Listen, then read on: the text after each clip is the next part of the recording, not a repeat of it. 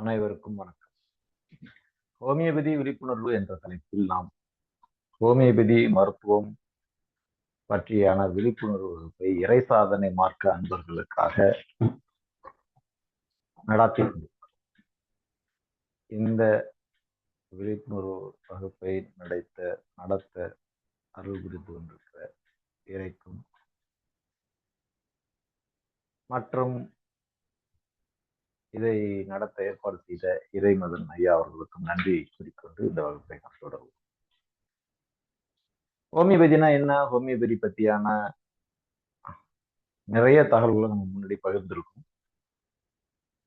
Homeopathy மருத்துவம் யாரால் கண்டுபிடிக்கப்பட்டது, ஹோமியோபதி மருத்துவம் அதற்கான தத்துவங்கள் என்னென்ன, ஒரு ஹோமியோபதி மருத்துவருடைய நோக்கம் என்ன, நலம் என்றால் என்ன, ஹோமியோபதி மருத்துவருக்கு என்னென்னலாம் தெரிந்திருக்க வேண்டும், ஹோமியோபதி மருத்துவர் அவர் ஆரோக்கியத்துடைய பாதுகாவலராக இருக்க வேண்டும், ஒரு ஹோமியோபதி மருத்துவ முறையில் நோயாளியை அணுகுவதற்கு திடீரென்று வரக்கூடிய நோய்களில் நாம் என்னென்ன காரணங்களை பார்க்க வேண்டும், நாட்பட்ட நோய்களில் இருக்கிறதுக்கு என்னென்ன, நாட்பட்ட நோய்களை நாம் அணுகுவதற்கு என்னென்ன காரணங்களை நாம் பார்க்க வேண்டும் என்பதெல்லாம் நாம் பார்க்கலாம்.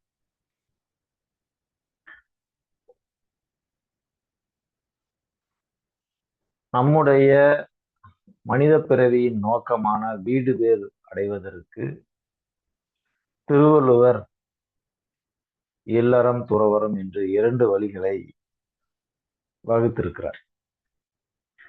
அதற்கு ஒரு ஆணாகப்பட்டவன் இல்லறத்தில் நுழைவதற்கு அவனுக்கு சில கடமைகளையும் வகுக்கிறார். அந்த கடமைகளை செய்ய அவனுக்கு இயல்புகள் வேண்டும், ஒரு 7 இயல்புகள் வேண்டும் என்கிறார். அதுபோல அவன் அந்த கடமைகளை செய்வதற்கும் அந்த ஆண் இயல்போடு இருப்பதற்கும் அவன் தவறுவானே ஆயின் அவன் இல்லறத்தில் தோல்வி அடைந்தவனாக மாறுகிறான். அப்படி இல்லறத்தில் தோல்வி ஒரு குடும்ப தலைவனாக அவன் நோய்வாய்ப்படுகிறான். அப்படி நோய்வாய்ப்பட்ட பிறகு அவன் அந்த நோயிலிருந்து மீண்டும் இல்லற கடமைகளை ஆற்றி அவன் வீடு பேறு நோக்கி செல்லும் அந்த முயற்சியில் இருப்பதற்கு நக்ஸ்வாமிகா என்ற ஒரு ஹோமியோபதி மருந்து அரும் துணை செய்யும் என்பதை நாம் கடந்த வகுப்பில் பார்த்திருப்போம். அதற்கு பிறகு அந்த குடும்ப தலைவனுக்கு உற்ற துணையாக குடும்ப தலைவியாக இருந்து அந்த இல்லறத்தின் வழி நின்று தானும் வீடு பேர் அடைவதற்கு அந்த குடும்ப தலைவிக்கு என்று சில கடமைகளை திருவள்ளுவர் வகுக்கிறார். அந்த கடமைகளை நாம் சென்ற வகுப்பில் பார்த்தோம். என்னென்ன கடமைகளை அவள் ஆற்ற வேண்டும் என்பதை நாம் சென்ற வகுப்பில் பார்த்தோம். என்னென்ன கடமைகள் ஒரு குடும்ப தலைவியாகப்பட்டவள் ஆற்ற வேண்டும் என்றால் அவள் நற்செய்கைகள் செய்பவளாக இருக்க வேண்டும். இல்லறத்தில் ஈடுபடக்கூடிய ஒரு பெண்ணாகப்பட்டவள் நற்குணங்கள் கொண்டவளாக இருக்க வேண்டும். அதாவது துறந்தார் பேணுதல். துறந்தார் என்றால் நம்ம ஒரு குடும்ப அமைப்புல அவன் மாமனார் மாமியார் அவங்களுடைய தாய் தந்தையார் இவர்களை பேணுவதை நாம் துறந்தார் பேணுதல் சும்மா ஒரு எடுத்துக்காட்டுக்கு எடுத்து. அதே நேரத்துல உற்றார் விருந்தினர் பேணுதல் அப்படிங்கிறது அவளுடைய நற்குணங்களில் ஒன்று.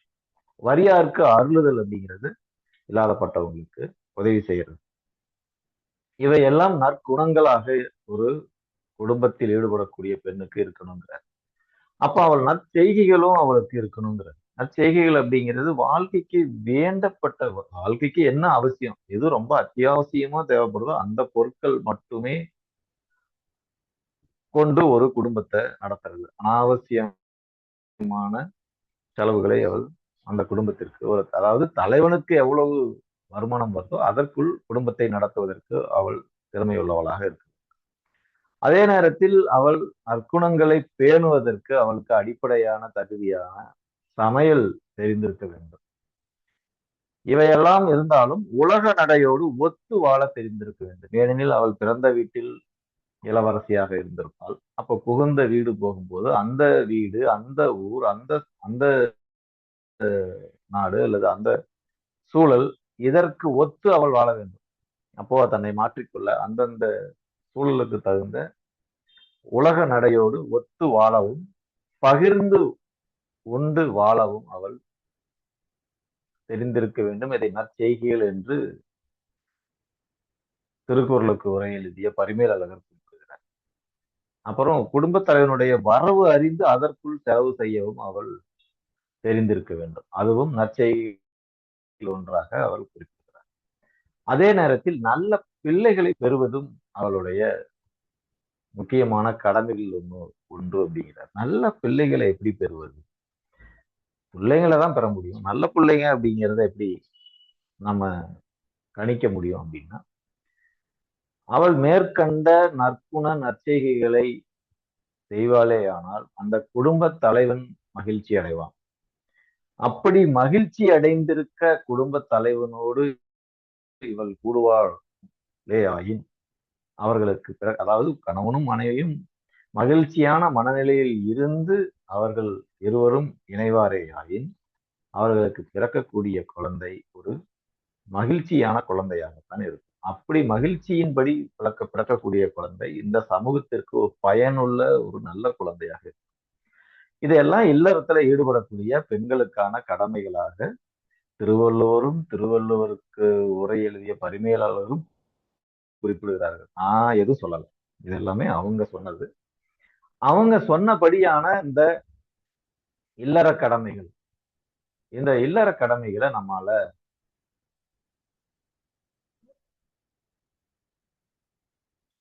முறையா நிறைவேற்றினால் என்ன நடக்கும் அப்படின்னா, இப்போ நற்குணங்கள், நற்செய்கைகள், நன்மக்கள் பேரு இவை எல்லாம் செய்யறதுனால என்ன ஆகும்னா அன்பு பெருகும்.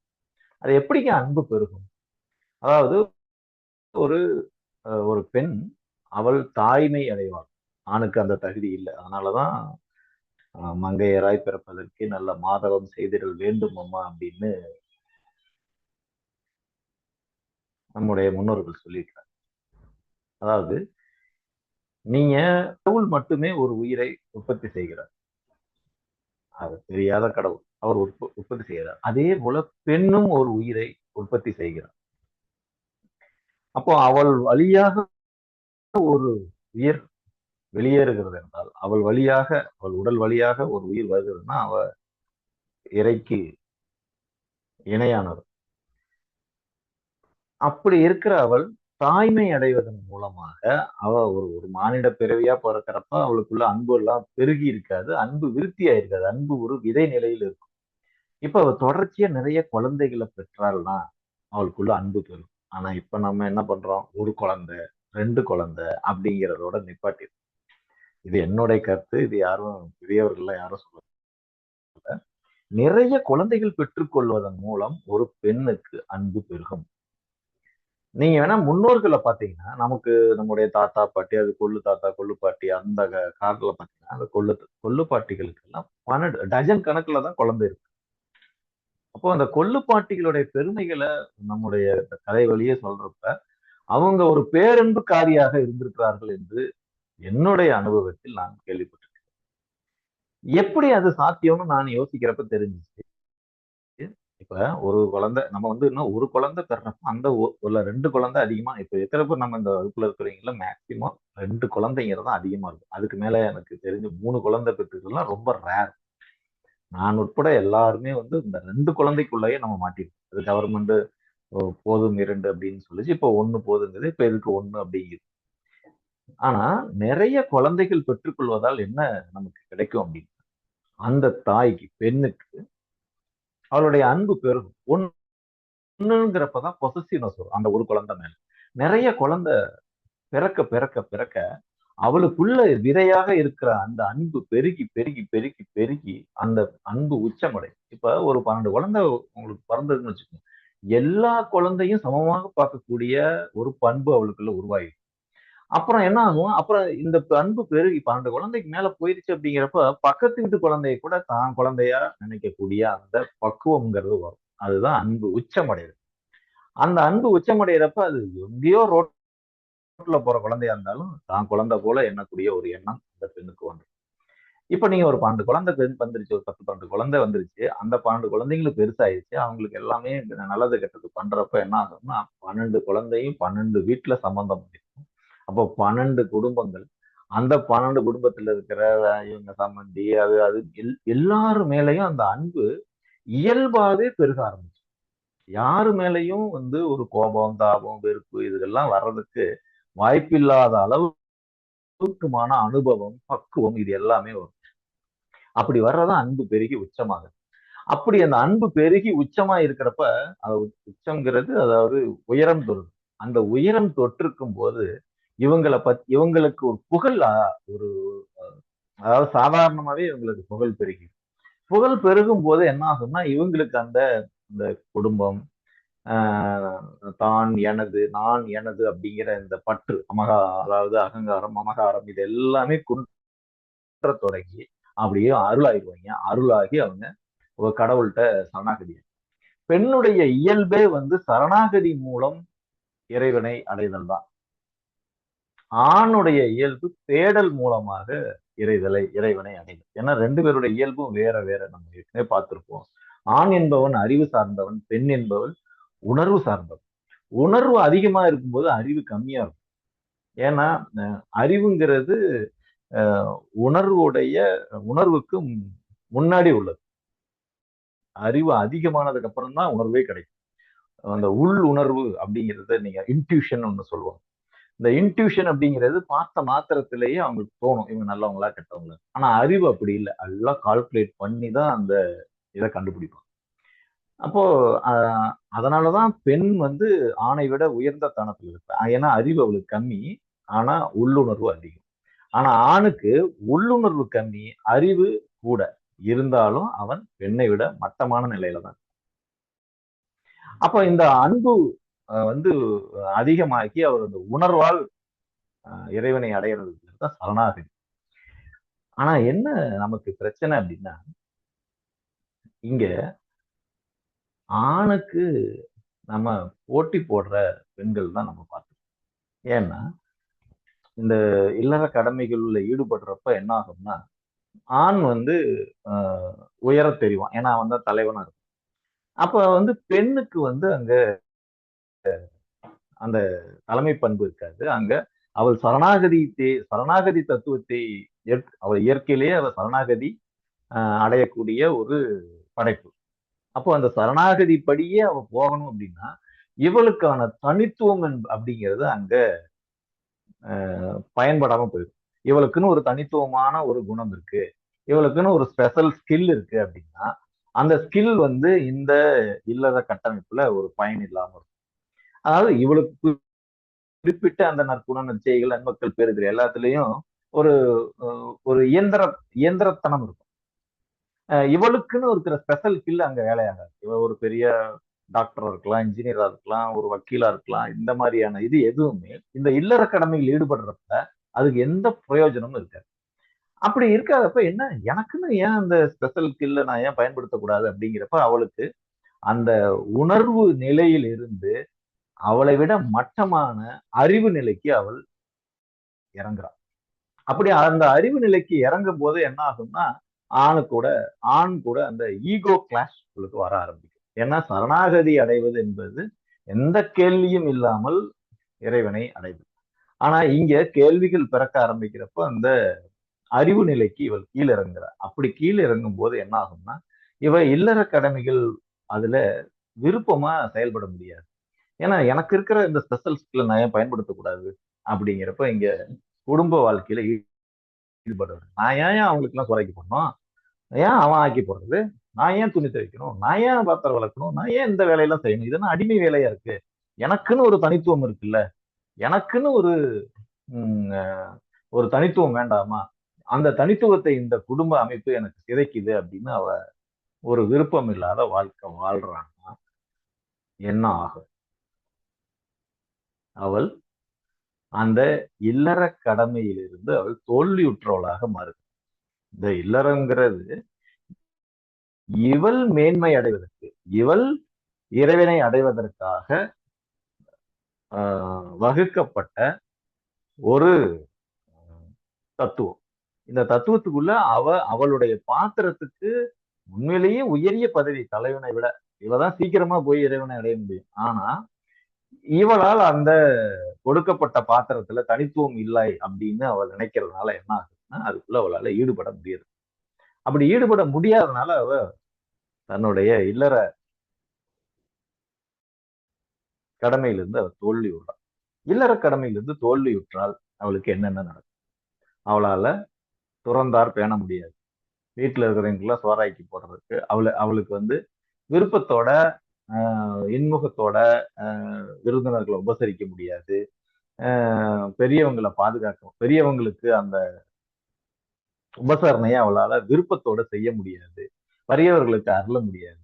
அப்புறம் இவளுக்கு சமையல்ல ஸ்கில்லும் இருக்காது. சமையல் ஸ்கில்லுங்கிறது அவளுக்கு வராது. ஏன்னா இது எனக்கு பிடிக்கல, நான் ஏன் சமைக்கணும்? நான் வந்து ஒரு எனி டைம் படிச்சு நான் ஒரு பட்டதாரியா, ஒரு ஐடி எம்ப்ளாயியா, இல்ல ஒரு பொருள் சம்பாதிக்கிற இடத்துல இருக்கிறப்ப நான் ஏன் இந்த வேலையில செய்யணும்? அப்படிங்கிறப்ப அவளுக்கு என்ன ஆகும்? சமையல் ஸ்கில்லும் போயிடும். வரவறிந்து செலவு செய்தல்ங்கிறப்ப அவன் என்ன சம்பாதிக்கிறது, நானே தான் சம்பாதிக்கிறேனே, நான் சம்பாதிக்கிறேன், நான் செலவு பண்றேன் அப்படிங்கிறப்ப இங்க இருக்கிற அந்த நற்குணம், நற்செய்கைகள் எல்லாம் அடிபட்டு போயிடும். இந்த நற்குணம், நற்செய்கைகள் அடிபட்டு போய் இல்லறத்துல கணவனோட கூடுறப்ப இயல்பாவே, அதாவது இயற்கையுடைய அந்த பிணைப்புல கணவன் மகிழ்ச்சி அடைய மாட்டான். ஏன்னா இங்க ரெண்டு பேர், அதாவது ரெண்டு தலைவர்கள் இருக்கிறாங்க.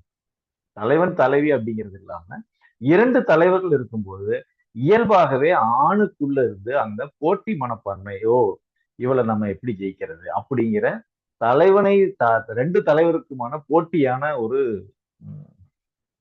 போட்டி களமா அந்த வீடு மாறி.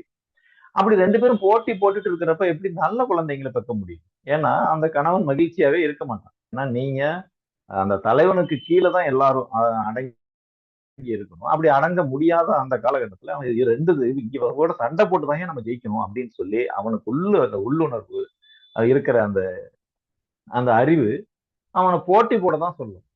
இவளால் அவன் மகிழ்ச்சி அடைய மாட்டான். அப்படிங்கிறப்போ இவளால் நல்ல குழந்தைங்களையும் பெற முடியாம போயிடும். அப்படி போகும்போதுதான் அவள் இல்லறத்திலிருந்து தோற்கிறாள். இல்லறத்திலிருந்து அவள் தோல்வி அடைகிறாள். இது அப்படி இல்லறத்துல தோற்கக்கூடியவளுக்கு என்ன ஒரு மருந்து வரும் அப்படிங்கிறத இன்னைக்கு நம்ம நடத்த போற பாடம். அப்படி என்ன மருந்து வரும் அப்படிங்கிறத நம்ம பாருங்க. போன வாட்டி ஒரு எட்டி கொட்ட ஒரு தோல்வி அடைந்த ஒரு குடும்ப தலைவனுக்கான மருந்தா இருந்தது. இந்த வாட்டி ஒரு தோல்வி அடைந்த இல்லத்தரசிக்கு ஒரு மீன் போல ஒன்று, மீன், அதாவது கடல் வாழக்கூடிய ஒரு கணவாய் மீன் அப்படின்னு சொல்லக்கூடிய அந்த மீன் அந்த பெண்ணுக்கு ஒரு பொருத்தமான ஒரு மருந்தா இருக்கு. இப்ப அந்த மருந்தை பத்தி நம்ம சில விஷயங்கள் பார்ப்போம். இது இப்ப நீங்க பாக்குறது அந்த மீன், கணவாய் மீன் அப்படின்னு சொல்லக்கூடியது. இதை வந்து செப்பியா அப்படிம்பாங்க, கட்டில் ஃபிஷ் அப்படின்னு சொல்லுவாங்க. இது பாத்தீங்கன்னா இதை வந்து தலைக்காளிகள் அப்படின்னு சொல்லுவாங்க. அதாவது இது வந்து இதோட தலையில தான் எல்லா காலும் இருக்கும். 8 கால் அது தலையில இருக்கும். அது இல்லாம உள்ளுக்குள்ள 2 நீட்டமா இருக்கும், அது டெண்டக்கல்னு பேர். இது வந்து முதுகெலும்பு கிடையாது. முதுகெலும்பு இல்லாம இது முதுகுல ஒரு பட்டை மாதிரி இருக்கும். இந்த ஜுவல் கடையில, நகை கடையெல்லாம் முதல்ல இதுதான் பயன்படுத்திருப்பாங்க. இதோட இருந்த பட்டை மாதிரி இருக்கு. இது வந்து நீந்தி போறதுக்கு தன்னுடைய சைடு பக்கவாட்டுல ஒரு அலையான அமைப்பு ஒன்று வச்சிருக்கும். இது மேக்சிமம் பின்னாடியே நீந்தி போகக்கூடிய ஒரு, அதிகமா பின்னாடி நீந்தக்கூடிய, இது ஒரு அற்புதமான மீன். மீன்ங்கிறது சாதாரண, இதோட இதோட மூளை இருக்கு பாத்தீங்களா, இது உடம்பை விட இதுக்கு பெரிய ஒரு மூளை இருக்கு. மீன் இதுலேயே தன் உடம்பை விட பெரிய மூளை கொண்ட ஒரு மீன். இது கண்ணு பாத்தீங்கன்னா ஒரு டபிள்யூ ஷேப்ல இருக்கும். ஆனா இது ஒரு கலர் பிளைண்ட், அதாவது இதுக்கு பாக்குற அந்த கலர் எல்லாம் வந்து இதுக்கு தெரியாது. ஆனா கலர் தெரியாதே ஒழிய இது ஒரு கலர் மெஜிஷியன். அதாவது இதோடைய உடம்பு அப்படியே நம்ம ஒரு பச்சைவந்தி மாதிரி, இது கடல் பச்சைவந்தி. அப்படியே நிறத்தை அந்த இடத்துக்கு தகுந்த மாதிரி இது மாத்திக்கும். அதை நீங்க ஈஸியா கண்டுபிடிக்க முடியாது எதிரிகள் இருந்து தப்பிக்கிறதுக்காக.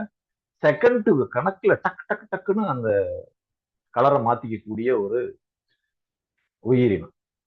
மிக விரைவா அது கலரை சேஞ்ச் பண்ணி எதிரிகள் இருந்து தப்பிக்கிறதுக்கும் தன்னை அந்த இடத்துல பொருத்திக்கிறதுக்கும் அது கலர் சேஞ்ச் பண்ணக்கூடிய ஒரு உயிரினம்.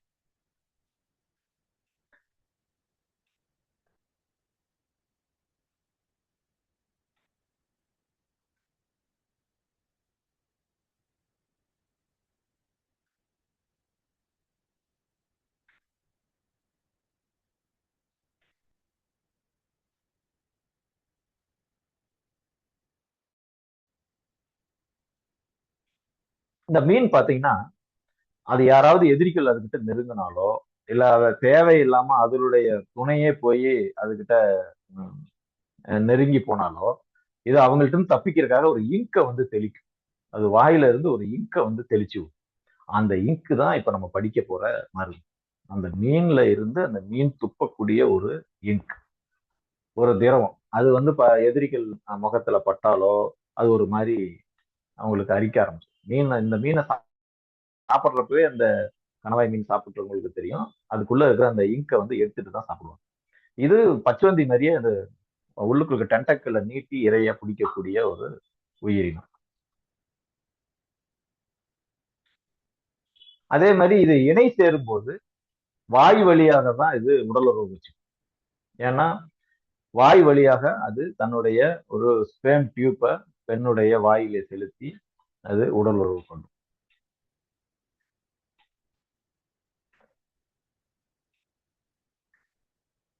பொதுவா இந்த செப்பியா ஃபிஷ்ஷை பொறுத்தவரைலாம் ஆணை வந்து நெருங்க விடும். ஆனா வந்து உடலுறவு கொள்வதற்கு அதுக்கு அவ்வளவு விருப்பம் இருக்காது. விளையாட்டு காட்டிட்டு சமயத்துல எஸ்கேப் ஆயிரும், பின்னாடி ஓடிடும். அது உடலுறவு கொள்வதற்கான விருப்பம் அவ்வளவு இருக்காது. இது ஒரு அது எப்படியாவது ரொம்ப ரேரா உடலுறவு வச்சுக்கிட்டாலும் அப்புறம் முட்டை போடும். முட்டையை போட்டதுக்கு அப்புறம் அந்த முட்டையை கண்டுக்காது. அதுவே குஞ்சு பொரிச்சு அதுவே வந்து முட்டையிலிருந்து வெளியேறி தன்னை பாதுகாத்து தான் அடுத்த ஒரு செப்பியா ஃபிஷ்ஷா அது மாறி வந்துடும். இதான் செப்பியா மீனுடைய ஒரு கதை. இந்த செப்பியா மீன்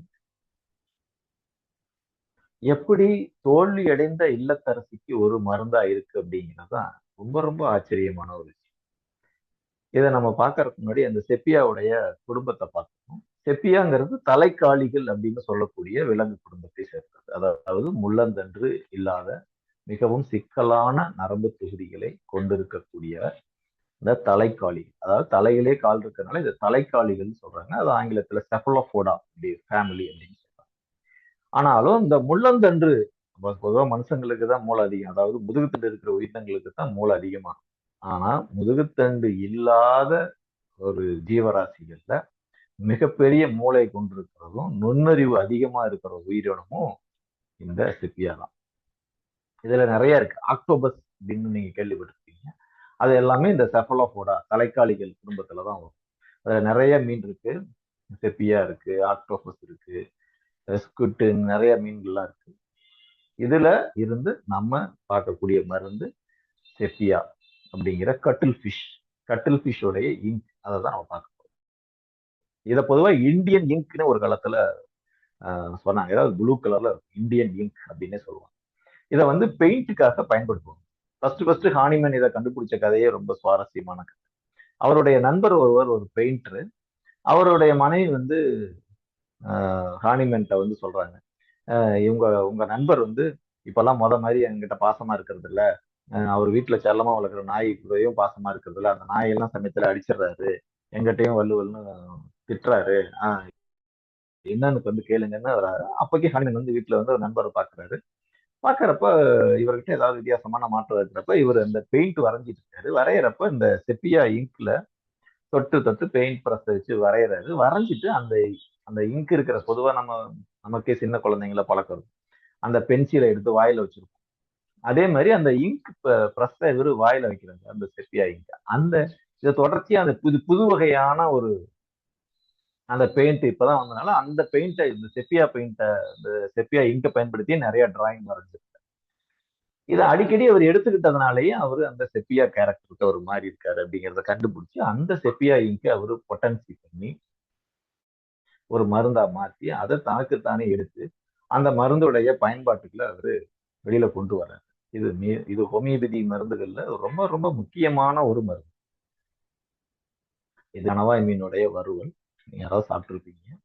இது ரொம்ப ஒரு ரொம்ப டேஸ்டியான ஒரு மீன். ஓகே, நம்ம அதை விட்டுருவோம். இப்ப இந்த செப்பியாவா மாறினவங்க அவங்களுக்கு என்ன ஆகும் அப்படின்னா, அவங்க செப்பியா மருந்தா அப்படின்னு தெரிஞ்சுக்கிறதுக்கு சில வழிமுறைகள் நம்ம பார்க்கலாம். அவங்க முகத்துல மங்கு வந்திருந்தாவே நம்ம முடிவு பண்ணிக்கலாம், இவங்க செப்பியாவா கன்வெர்ட் ஆயிட்டாங்க, செப்பியாவா மாறிட்டாங்க அப்படின்னு நம்ம தெரிஞ்சுக்கலாம். அதுவும் பாத்தீங்கன்னா ரெண்டு கன்னத்திலையும், மூக்குல இருந்து ரெண்டு கன்னத்திலையும் அந்த மங்கு இருக்கும். மங்கு பொதுவா உங்களுக்கு எல்லாம் தெரிஞ்சிருப்பீங்க. அது பொதுவா அந்த கொங்கு மாவட்டங்கள் எல்லாம் நிறைய பெண்களுக்கு நான் பார்த்திருக்கேன், மங்கு அப்படிங்கிறது இருக்கும். அதை வச்சே அந்த மருந்தை நம்ம கண்டுபிடிச்சிடலாம். மருந்தை மட்டுமே இல்ல, இவங்க ஒரு தோல்வி அடைந்த இல்லத்தரசி அப்படிங்கிறதையும் கண்டுபிடிச்சிடலாம். அப்படி ஒரு ஜோசியம் பார்க்கக்கூடிய மருந்து இந்த மங்கு நிறைய விதமா இருக்கும். இது சும்மா சாம்பிள் போட்டோ பார்க்க. பொதுவா இந்த செப்பியா பெண்மணிக்கு வயிறு பானை போல மாறி இருக்கும். அவங்க டெலிவரிக்கு அப்புறம்லாம் பாத்தீங்கன்னா அவங்களுடைய வயிறு, அடிவயிறு ஒரு பானை போல இருக்கும். பாட் பெல்லிஸ் மதர் அப்படின்னு சொல்றாங்க. பொதுவா செப்பியா பெண் எப்பேற்பட்டவள் அப்படின்னா, செப்பியா ஒரு பெண்ணாக இருந்தால் அவ ஒரு சுதந்திர விரும்பியா இருக்கும். அவள் சுதந்திரத்துக்கு இயங்கக்கூடியவளாக, அல்ல சுதந்திரத்திற்காக போராடக்கூடியதாக, ஒரு பெண்ணியவாதியாக இருக்கக்கூடிய வாய்ப்புகள் அதிகமா இருக்கும். அதே நேரத்துல அவங்களுக்கு அந்த ஒரு ஒரு பெண்ணுக்குன்னு சில லட்சணங்கள் இருக்கு. சாமுத்திரிகா லட்சணம் அப்படின்னா சிலர் சொல்லுவாங்க. அதாவது என்னன்னா, பெண்ணுக்கான இது அந்த இடுப்பு குறுகி இருக்கணும். எப்படி சொல்றது, சிற்றிடைன்னு அப்படின்னு கவிஞர்கள்லாம் பாடுவாங்க. அதாவது இடை சிறுத்தும் இடுப்பு பெருத்தும் இருக்கும். அதை ஒரு அந்த கர்வு சொல்லுவாங்க. ஒரு கர்வி ஸ்டைல், கர்வியான ஸ்ட்ரக்சர் அப்படிமா, அதாவது வளைந்த ஒரு ஸ்ட்ரக்சர். அப்படி இருக்கிறது தான் பெண்ணுக்கு. ஏன் அப்படி இருக்கணும் அப்படின்னா, அதுக்கு அறிவியல் பூர்வமான விளக்கங்கள் சொல்றாங்க. நீங்க இடை சிறுத்தும் இடுப்பு பெருத்தும் இருக்கும்போது அவர்கள் குழந்தை பெறுவதற்கு, அந்த குழந்தையை தாங்குவதற்குமான அந்த பெல்விஸ் தயாரா இருக்கும். அந்த பெல்விஸ்ல போய் குழந்தை நல்லா உட்காரும். ஒருவேளை இடுப்பு அந்த இடை சிறுக்காம அப்படியே பிளாட்டா நேரா இருந்தது அப்படின்னா அவங்களுக்கு அந்த குழந்தை தங்காது. ஏன்னா அந்த குழந்தையை தேக்கிறதுக்கான இடுப்பு பெருத்துட்டாதான் குழந்தை தேங்கும். அப்படி ஒருவேளை அந்த இடுப்பு பெருக்காம இருக்கிறப்ப குழந்தை தேங்காம நேரா அதுக்கு 3 மாசத்துலயோ இல்ல 5 மாசத்துலயோ அபார்ஷன் ஆகிறதுக்கான வாய்ப்பு நிறைய இருக்கு. அதனாலதான் இந்த மாதிரி கர்வி ஸ்ட்ரக்சர் முதல்ல கல்யாணம் பண்றதுக்கே அந்த காலத்துல பாக்குறப்ப இந்த கர்வி ஸ்ட்ரக்சர் இருக்கான்னு பார்ப்பாங்க. இருந்தாதான் அந்த பொண்ணை கல்யாணத்துக்காக இதுக்கு தேர்ந்தெடுப்பாங்க. இல்லாட்டி தேர்ந்தெடுக்க மாட்டாங்க. முன்னாடி சொல்லி இருக்கிறதா நான் கேள்விப்பட்ட வகை. அதனால இந்த நேச்சுரல் கர்வ் அப்படிங்கிறது இல்லை அப்படின்னா அவங்க சிறு வயசுலயே செப்பியாவா மாறிட்டாங்க அப்படிங்கிறத நம்ம புரிஞ்சுக்கணும். இந்த செப்பியா பெண் எப்படி எல்லாம் ஒரு 4 வகையா நம்ம அவங்களை வகைப்படுத்தலாம். பொதுவா ஒரு விச் கேரக்டர், விச் அப்படிங்கிறது இந்த சூனியக்காரி அப்படிங்கிற பதத்துல வருது. ஆனா அப்படி கிடையாது. இங்க நம்ம ஊர்லயே பாத்தீங்கன்னா இந்த பாட்டி மருத்துவர்கள், பாட்டி அதாவது ஒரு மருத்துவ ஆர்வம் இருந்த, வரக்கூடியதை முன்கூட்டியே சொல்ல தெரிந்த, உள்ளுணர்வு மிக மிகுந்த ஒரு பெண்ணை விச் அப்படின்னு சொல்றாங்க. அதே நேரத்துல டான்சர், ஒரு ரொம்ப நடன பிரியையா இருக்கிறவங்க, அப்புறம் பெண்ணியவாதிகள், அப்புறம் ரொம்ப பலவீனமான தாய் மற்றும் பலவீனமான மனைவி, இவங்க எல்லாமே எதற்குள்ள அடங்குவாங்கன்னா செப்பியா அப்படிங்கிற மருந்துக்குள்ள அடங்குவாங்க. பொதுவா இவங்க புரட்சி பண்ணுவாங்க. இந்த குடும்பம் அப்படிங்கிறது வந்து பெண் சுதந்திரத்திற்கு எதிரானது. குடும்ப அமைப்பு அப்படிங்கிறதே வந்து பெண்ணை அடிமைப்படுத்துவதாக இருக்கிறது. இந்த குடும்ப கட்டமைப்பே உடைக்கணும். உடைச்சாதான் பெண்ணுக்கு விடுதலை கிடைக்கும் அப்படின்னு போராடக்கூடிய பெண்கள் எல்லாரும் செப்பியா அப்படிங்கிற அந்த மருந்துக்குள்ள அடங்கும்.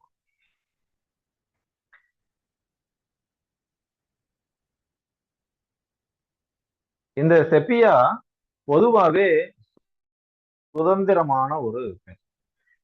அதே நேரத்துல அவங்களுக்குள்ள ஒரு பாடி எனர்ஜெட்டிக்கா இருக்கும். அவங்க வந்து தன்னைத்தான் தான் யார் என்று தெரிந்து கொள்வதற்கு ரொம்ப ஆர்வமா இருக்கக்கூடியவங்க. இயல்பிலேயே ஒரு கலை நயம் வாய்ந்தவர். அவங்களுக்குள்ள நிறைய கலை திறமைகள் இருக்கும். அவங்க பெரிய ஈகோஸ்டிக்லாம் கிடையாது. அவங்க செப்பியா வந்து ஈகோயிஸ்டிக்காலாம் இருக்க மாட்டாங்க. அவங்க தன்னுடைய தனக்கு ஒரு தனித்துவமா இருப்பாங்க. தனித்துவமா இருப்பாங்க. அதே நேரத்துல அவங்களுக்கு உள்ளுணர்வு நிறைய வேலை பார்க்கும். எங்க போனாலும் அவங்க ஆப்போசிட்ல இருக்கிறவங்க என்ன நினைக்கிறாங்க, என்ன ஃபீல் பண்றாங்கிறத முன்கூட்டியே கணிச்சிருவாங்க. மற்றவர்கள் போல இல்லாம இவங்களுக்கு அவங்க முன்கூட்டியே கணிக்கக்கூடிய திறமை இருக்கு. இவங்க இருக்கிற இடம் அழகா தான் இருக்கும். ஒரு மாதிரி ஒரு ஒரு கிரியேட்டிவான ஒரு சூழல்ல தான் இவங்க இவங்க சூழலை ரொம்ப கிரியேட்டிவா வச்சிருப்பாங்க. அவங்க இருக்கிற இடத்துக்கு போனாலே நமக்கு ஒரு ஒரு ஒரு அமைதி, ஒரு ஞானம் வரும். அந்த அளவுக்கு இருப்பாங்க. இவங்க ரொம்ப ஒரு அன்பானவங்களா இருப்பாங்க. ரொம்ப அன்பு, ரொம்ப தர லெவலுக்கு இறங்கி எல்லார் கூடயும் பழகக்கூடியவங்க. மேக்சிமம் வந்து நர்ஸு, டாக்டரு, இந்த மெடிடேஷன், சோசியல் சர்வீஸ் இது மாதிரி சேவைகள்ல ஈடுபடக்கூடியவங்களா இருக்கும். ரொம்ப அதிகமா பேசக்கூடிய நபராகவும் இருப்பாங்க. அதிகம் பேசாத நபராகவும் சில வேலைகள்ல அவங்க இருப்பாங்க. ஏன்னா கொஞ்சம் மெடிஷன் இன்ட்ரெஸ்ட் இருக்கவங்களும் இந்த செப்பியா கேரக்டருக்குள்ள வருவாங்க.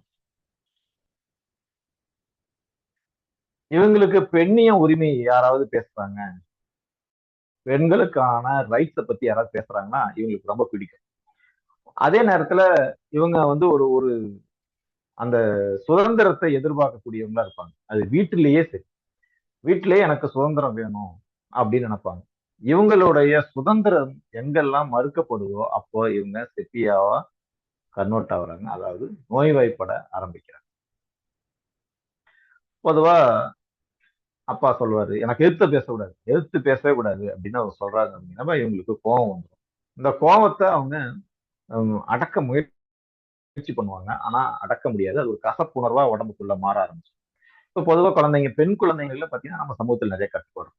அந்த குழந்தைங்க ஏன் படிக்காம விளையாண்டுட்டு இருக்க, நான் படிக்காம ஆடிட்டு இருக்கேன்னா எனக்கு ஆட்டம் பிடிச்சிருக்கு, டான்ஸ் பிடிச்சிருக்கு, பாட்டு பாட பிடிச்சிருக்குன்னா அதெல்லாம் முடியாது. போய் படிக்கிற வேலையை பாரு அப்படின்னு சொல்லி அந்த குழந்தைக்கு எதிரா நம்ம அந்த குழந்தைக்கு விருப்பத்துக்கு எதிரா நம்ம வந்து அவங்கள திட்டுறப்போ அவங்களுக்கு கோவம் வரும். என்ன என்னை ஃபோர்ஸ் பண்றாங்க, எனக்கு பிடிச்ச வேலையை செய்ய விடாம இவங்க அதுக்கான இவங்களுக்கு பிடிக்காமயே போய் படிக்கிறதோ அவங்க சொல்ற வேலைகளும் செய்யற மாதிரி இருக்கும். அதுவும் இது ஒரு ஏஜ், அதாவது அந்த பருவ காலம் வர்றப்ப கோவம்னு உச்சத்துக்கு வரும்.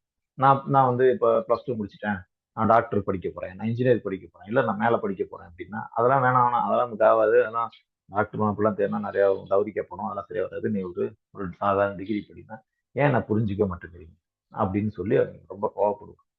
அந்த கோவமும் கண்ணீரா வெளிப்படும். அதுவும் தனிமையில உட்கார்ந்து அழுவாங்க. எது சரி, எனக்கு தோன்றது சரியா இல்ல இவங்க எல்லாம் சொல்றது சரியா அப்படிங்கிற மாதிரியான ஒரு குழப்பமான மனநிலைக்கு இவங்க வருவாங்க. இவங்களுக்கு பிடிச்ச எதையுமே இவங்க வீடோ குடும்பமோ சமூகமோ செய்ய விடாது. இப்ப எனக்கு பிடித்த மாதிரியான உடை நான் அணியணும்னு விருப்பப்படுறேன்னா அதை இந்த வீடே முதல்ல ஏத்துக்காது. அவங்க அதெல்லாம் போடாத, எனக்கு ஒரு குட்டை பாவாடை இல்ல ஒரு ஒரு கை இல்லாத ஷர்ட் எல்லாம் போடணும்னா அதெல்லாம் போடக்கூடாது, அதெல்லாம் நம்ம ஊருக்கு ஆகாது, அதெல்லாம் பொட்ட பிள்ளை அப்படின்னு இருக்கக்கூடாது அப்படின்னு சொல்றப்ப அவளுக்கு அது அவ சுதந்திரத்துக்கு விழுந்த அடியா அவ நினைப்பான். இதை என்ன ஆகுது, ஒரு கட்டத்துல அவளுக்கு சொசைட்டி மேலையும் வீட்டு மேலையும் ஒரு கட்டுமையான கோபம் வருது. அது ஒரு கொஞ்ச காலத்துல வெறுப்பாவே மாறுது. இதையெல்லாம் யாரு செய்யறாங்கன்னு பார்த்தா குறிப்பா ஆண்கள் தான் செய்யறாங்க. ஆண்கள் தான் அந்த சமூகத்துக்கான இந்த இந்த சமூகத்தை ரூல் பண்றாங்கன்னு தெரிஞ்ச உடனே மத்தவங்க எல்லாம் ஆண்கள் நல்லவர்கள்னு சொன்னா கூட எல்லா ஆம்பளைங்களும் ஒரே மாதிரிதான், ஆம்பளைங்களே நம்மளை வந்து அடக்கிறதான் வேலையை வச்சிருக்காங்க அப்படின்னு சொல்லி ஆண்கள் மேல ஒரு பெருத்த கோபம் வரும். ஆண்களையே அவளுக்கு பிடிக்காம போகுது. இதனால என்னன்னா அவ தனிமையில உட்கார்ந்து அழுகிறது அவளுக்கு ரொம்ப விருப்பமா இருக்கும். அப்புறம் அவளை வந்து பிடிச்சி கல்யாணம் பண்ணி வச்சிருவாங்க.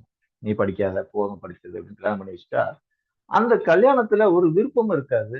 அவளுக்கு பிடிக்காத ஒரு செயலை செஞ்சுச்சுன்னா என்ன ஆகும்னா, அப்படியே ஒரு ரோபோ மாதிரி. அவ முகத்துல ஒரு மகிழ்ச்சி இருக்காது. அவள் செயல்ல ஒரு எந்தூசியாசம் இருக்காது.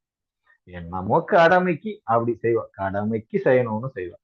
ஒவ்வொரு வேலையும் கடமைக்கு கடமைக்குன்னு செய்யறப்ப என்ன ஆகும்னா, ஒரு இயல்பான சோர்வு அவளை தொற்றிரும். அந்த இயல்பான சோர்வு ஒரு கட்டத்துல எதன் மேலும் பிடிப்பு இல்லாம போயிடும். எல்லாரும் மகிழ்ச்சியா இருப்பாங்க. உறவுகள் இருக்கும். அது மேல எல்லாம் இவளுக்கு ஒரு ஈடுபாடு, ஒரு விருப்பம் அப்படிங்கிறது வராது. இப்படியே நீ தொடர்ச்சியா போக போக அவளுக்குள்ள இருக்கிற அந்த சக்தியே குறைஞ்சு போன மாதிரி அவ ஃபீல் பண்ணுவா. அப்போ அவளுக்கு எந்த வேலையிலையும் ஈடுபடவும் பிடிக்காது.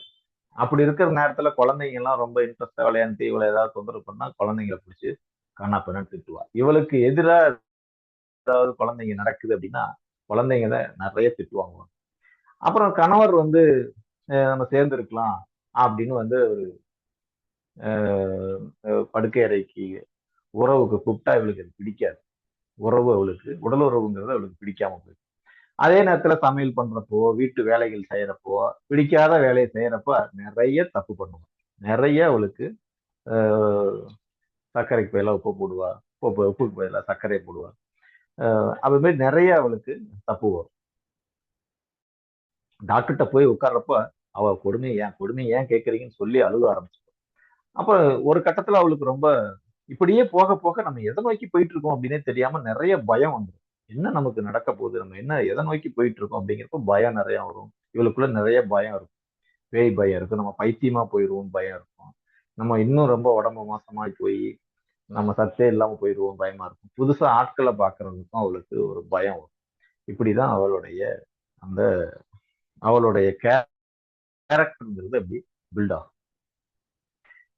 இவளுக்கு பொதுவா பாத்தீங்கன்னா செப்பியாவுக்கு நிறைய இந்த பீரியட் ரெகுலரேஷனுக்காக மருந்து எல்லாம் எடுத்தா கூட நீங்க செப்பியாவை கன்வெர்ட் ஆகும். இப்ப நிறைய பேர் சொல்லுவாங்க இந்த பீரியட் இப்ப கோயில் விசேஷம் இருக்கு, அப்ப அந்த பீரியடை தள்ளி போடுறதுக்காக மாத்திரை எடுக்கிறது, அப்புறம் பீரியட் வரலைன்னா அதுக்காக ஹார்மோன் பில்ஸ் எடுக்கிறது இதெல்லாம்.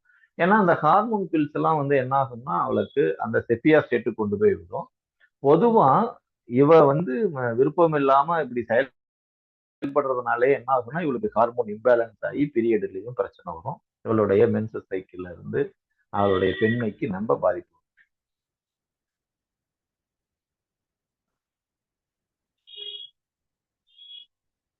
ஹார்மோன் இம்பேலன்ஸ் அப்படிங்கிற விஷயத்திலேயே அவளுக்கு நிறைய பிரச்சனை. ஹார்மோன் இம்பேலன்ஸ் ஆயிட்டா நிறைய பிரச்சனை வரும். தலைவலி, ரொம்ப எமோஷனலா சென்சிட்டிவா இருக்கிறதா, கோபம், அழுக, இது எல்லாமே வந்து இந்த ஹார்மோன் இம்பேலன்ஸ்னால நடக்கிறது தான்.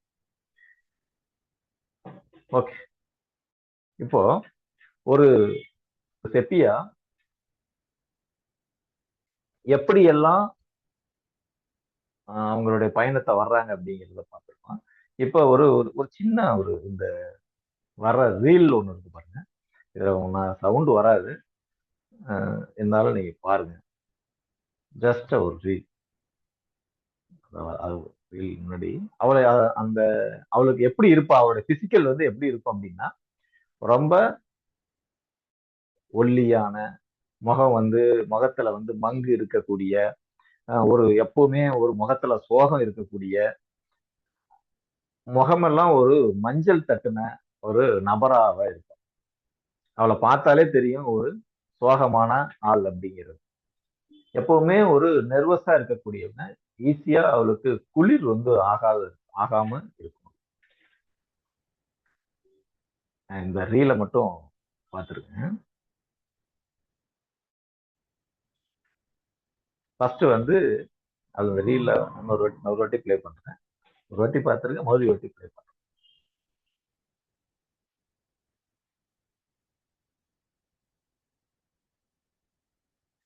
அதாவது ஒரு பெண் மாடர்ன் ட்ரெஸ்ஸோட இருக்கா. அவ குடும்ப வாழ்க்கைக்குள்ள வர்றப்ப அவளுக்கு வலுக்கட்டாயமா நைட்டியை போட்டு விட்டுறாங்க. நைட்டியை போட்டு விட்டுட்டோன்னா ஒரு குழந்தை வருது. அப்புறம் அந்த குழந்தைக்கு அப்புறம் மறுபடியும் இன்னொரு குழந்தை. அதுக்கப்புறம் அடா போதும்டா சாமி எனக்கு இதுவே போதும் அப்படின்ட்டு அந்த பெண்மணி நிறுத்துறா. அதுதான் அந்த ரீலுடைய சாரம். ஆனா இது செப்பியாவுடைய சாரம். இன்னொரு வாட்டி பாருங்க.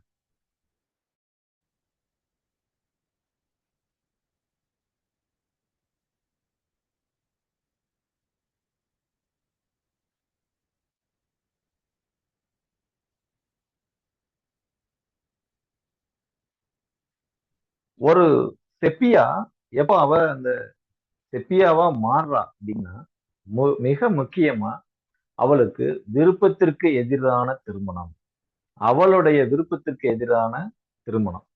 ஏன்னா அந்த பெண்ணுக்கு சின்ன வயசுல இருந்தே இல்லறம் அப்படின்னு என்னன்னு கற்பிக்கப்படல.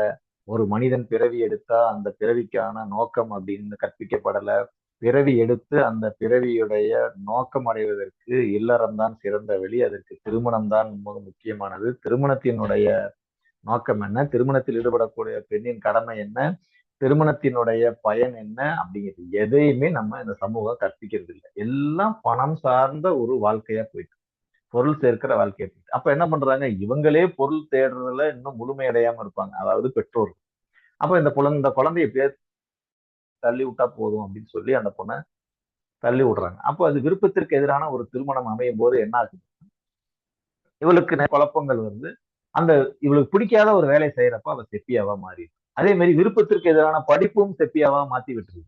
விருப்பத்திற்கு நான் படிக்கணும்னு நினைக்கிறது ஒண்ணு, ஆனா எங்க அப்பா அம்மா அவங்களுடைய இதுக்காக வேற இது விஷயத்துக்காக வேற படிக்க வச்சிருக்காங்க.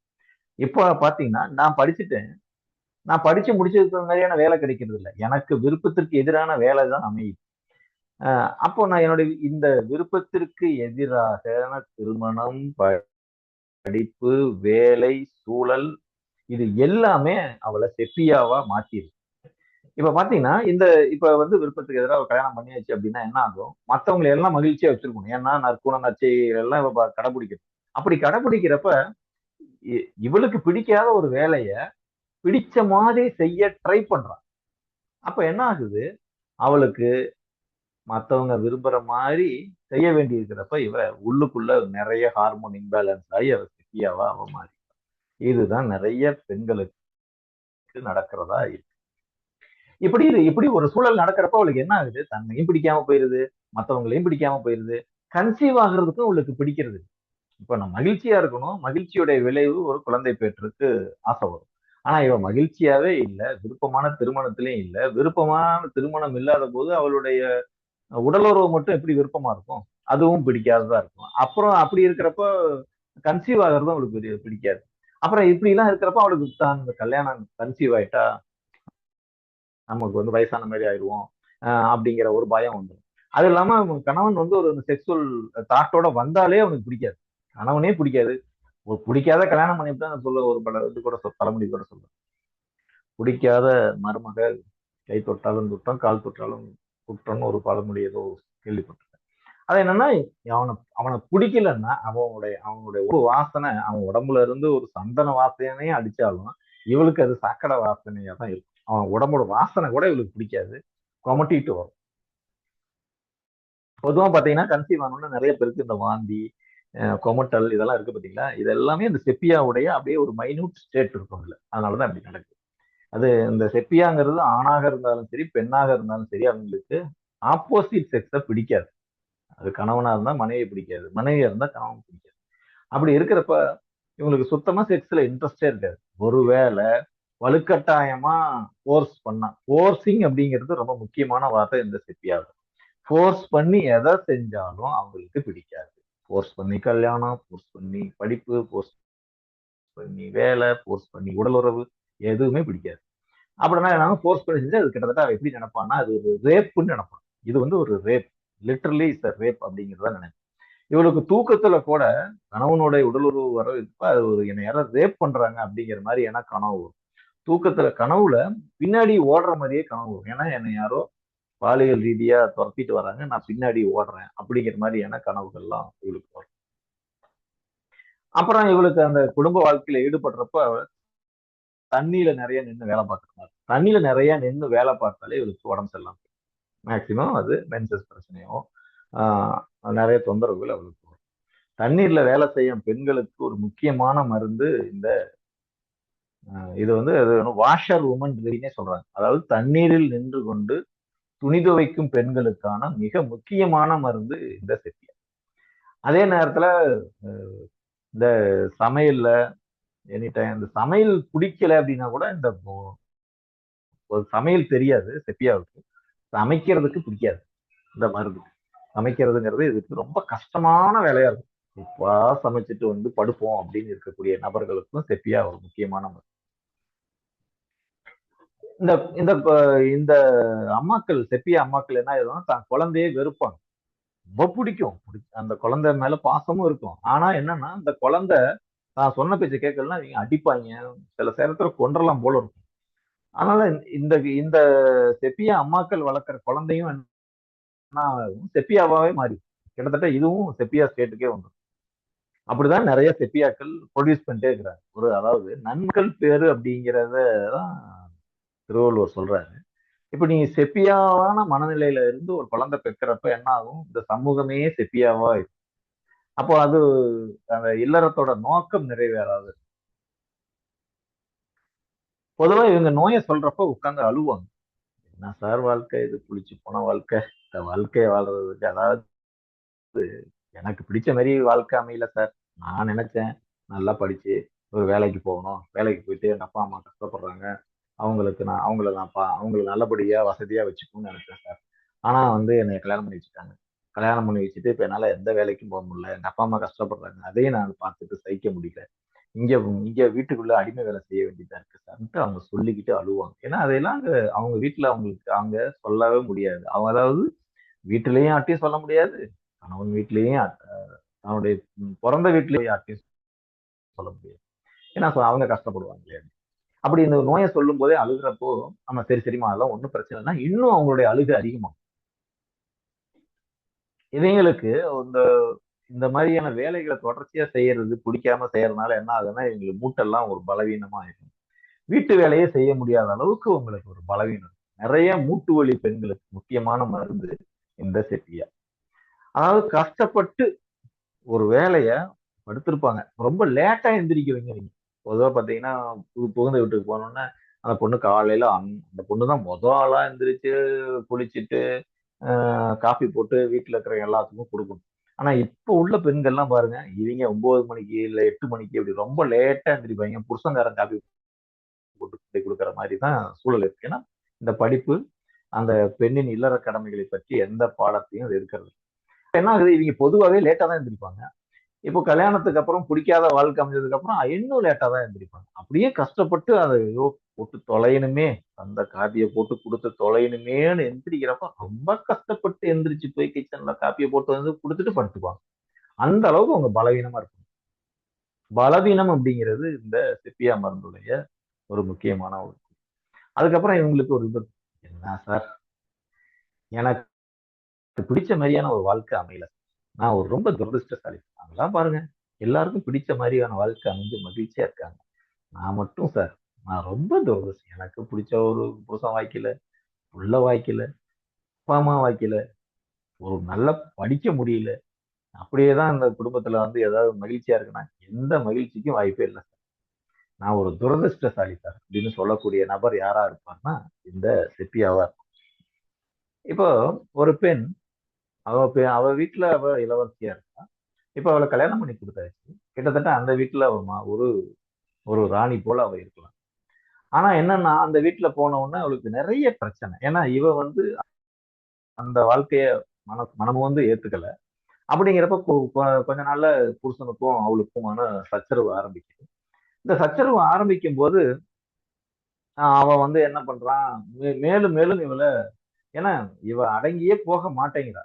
அப்படிங்கிறப்போ அவளை இன்னும் துன்புறுத்துறதுக்காக நீ இன்னும் டவுரி கம்மியா கொடுத்துட்டீங்க, இல்ல உங்க அப்பா அம்மா எனக்கு அதை செஞ்சாங்க, உங்க அப்பா அம்மாவால எனக்கு எவ்வளவு பிரச்சனை, எங்க எங்க அம்மா அப்பா மதிக்கல, எதையோ ஒண்ணு சொல்லி சண்டைய அவன் அதிகப்படுத்துறான்.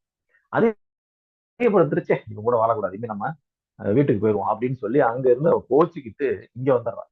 அம்மா வீட்டுக்கு வந்துடுறான். அம்மா வந்தோடனே வாமா அப்படின்னு வரவிட்டு மாப்பிள்ள வரலையா, மாப்பிள்ள வரலம்மா, அவ கூட சண்டை போட்டு வந்துட்டோமா, சரி சரி பரவாயில்ல வா சாப்பிடு. சாப்பிட்டு முடிச்சிட்டு இருக்கும்போது சாப்பிட்டு முடிக்கிறதுக்குள்ளேயே சரிம்மா, நீ வந்தா தனியா வந்து வரக்கூடாதும்மா, இனிமே வந்தா மாப்பிள்ளையோட தாம்மா வரணும். நீ இப்படி தனியா வந்தீன்னா நம்ம ஊர்ல நம்மள என்ன சொல்லுவாங்க, அப்படிலாம் வரக்கூடாது. நீ சரி சாயந்தரமே ஊருக்கு கிளம்பி போயிரு. எவ்வளவு பிரச்சனை இருந்தாலும்மா புருஷன் கூட தாம்மா இருக்கணும். இங்கெல்லாம் இப்படி வந்தா வாழாகிட்டே வந்துருச்சு, அந்த பிள்ளைய ஒழுங்கா வளர்க்க தெரியலன்னு என்ன ஊர்ல பேசுவாங்கம்மா. நல்லபடியா நான் போய் அந்த ஏதாவது ஏதாவது இருக்கு கூட குறைச்சே புருஷன் முன்னாடினா கூட குறைச்ச இருக்கதான் செய்யும். நீ அவங்க கூட தான் ஏதாவது அட்ஜஸ்ட் பண்ணி இருந்துக்கணும். நீ தயவு செஞ்சு நான் சாயந்தரமே பஸ் ஏற்றி விட்டுறேன், நீ அங்க போயிருமா அப்படின்னு சொல்லி அம்மா அங்க துரத்தி விட்டுறாங்க. இப்ப அங்க கோச்சுக்கிட்டு நீ ஒன்றும் வேண்டியதில்லை, உன் கூட நான் வாழ தயாரா இல்லை, நாங்க அம்மாவோட போய் இருந்துக்கிறேன்னு வேகமா அங்க இருந்து கோச்சிட்டு இங்க வந்தா, இங்க செவுத்துல அடிச்ச மாதிரி திருப்பி அங்க அனுப்புறாங்க. இப்ப நட்ட நடு இதுல வந்து தெருவில் நின்று யோசிக்கிறேன், நம்ம எங்க போறது, நம்ம எங்க இப்படி இருக்கோம், அங்கேயும் இல்லை உந்த வீட்லயும் போய் மகிழ்ச்சியா இருக்க முடியல, பிறந்த வீட்டுக்கு திரும்பி வந்தாலும் இவங்களும் துரத்தி விடுறாங்க, என்ன செய்யறது அப்படிங்கிறதுப்போ கிட்டத்தட்ட இது வந்து ஒரு திரிசங்கு சொர்க்க நிலை. மேக்சிமம் பெண்கள் இந்த வார்த்தையை பயன்படுத்துவாங்க. என்ன சார், எங்கேயும் போக முடியல, அங்கேயும் இருக்க முடியல, ஒரு திரிசங்கு சொர்க்கத்துல வாழ்ந்துட்டு இருக்கேன் சார் அப்படின்னு. திரிசங்கு சொர்க்கம்ங்கிற கதை உங்களுக்கு தெரியும்னு நினைக்கிறேன். இருந்தாலும் சும்மா லேசா சொல்லிட்டு போறேன். திரிசங்குங்கிற ஒரு ராஜா இருந்தான். அவன் வந்து என்னன்னா சொர்க்கத்துக்கு போகணும் அப்படின்னு அவனுக்கு ஒரு ஆசை இருக்கு. சொர்க்கத்துக்கு எல்லாரும் போலாம், ஆனா இவனுக்கு வித்தியாசமான ஆசை.